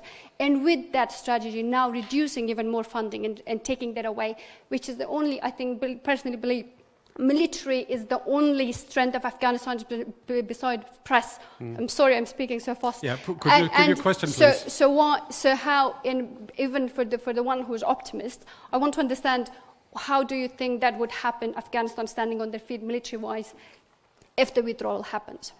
Okay. What will happen in Afghanistan military-wise when the foreign troops withdraw? There's very good statistics out there to say that the Afghan security forces are not in an offensive and are defensive. Again, staying positive, that's not such a bad thing. Young soldiers aren't being killed so much as they... that's definitely wrong. Young soldiers, I think, are in a better condition and not so vulnerable and not being used as a political tool as much as they were before. The offensive thing means that there's more negotiations outside that provincial capital, which is really good because it means it brings in more actors, and there's a natural process going through rather than a forced process. So again, I'm looking at it a very different way as you are, that there can be a spin on insecurity, there can be a spin on less funds to the Afghan forces, there can be a spin on withdrawal. A very short answer to a complicated question. Yeah. No, you're totally right, and I don't think that it will be possible to solve that puzzle. And I think we need to go through some kind of conflict in order for that, because the Afghan National Security Forces, they are unnaturally at an unnatural high level. I mean, as the ambassador said, we're paying 90% of the bill. I mean, of course, this cannot continue. As soon as we cut in the financial pipeline, they would have to fire soldiers. I mean, and the same goes for the insurgency forces, the Taliban forces. If you have a deal, you suddenly have a lot of soldiers without anything to do. And what will they do? I mean, they will go where they can get paid. I mean, they are in it not for ideological reason, they are in it for the money.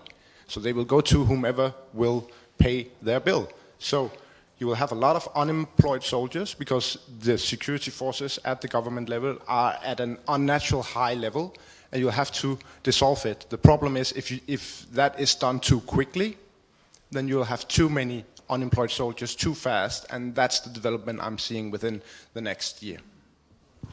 Thank you very much to the panel. It was a pleasure having you here. Okay.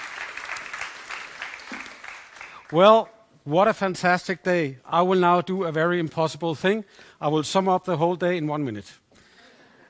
It was really fantastic to be here, also to hear about from David Vestenskov, his 3 scenarios and what could happen in Afghanistan.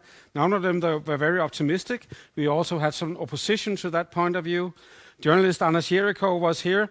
He was very optimistic about the coming reporting from Afghanistan, because I know it for sure that if you get the virus, not that kind of virus, after being in Afghanistan, you tend to come back. So hopefully we will see more reports from Afghanistan.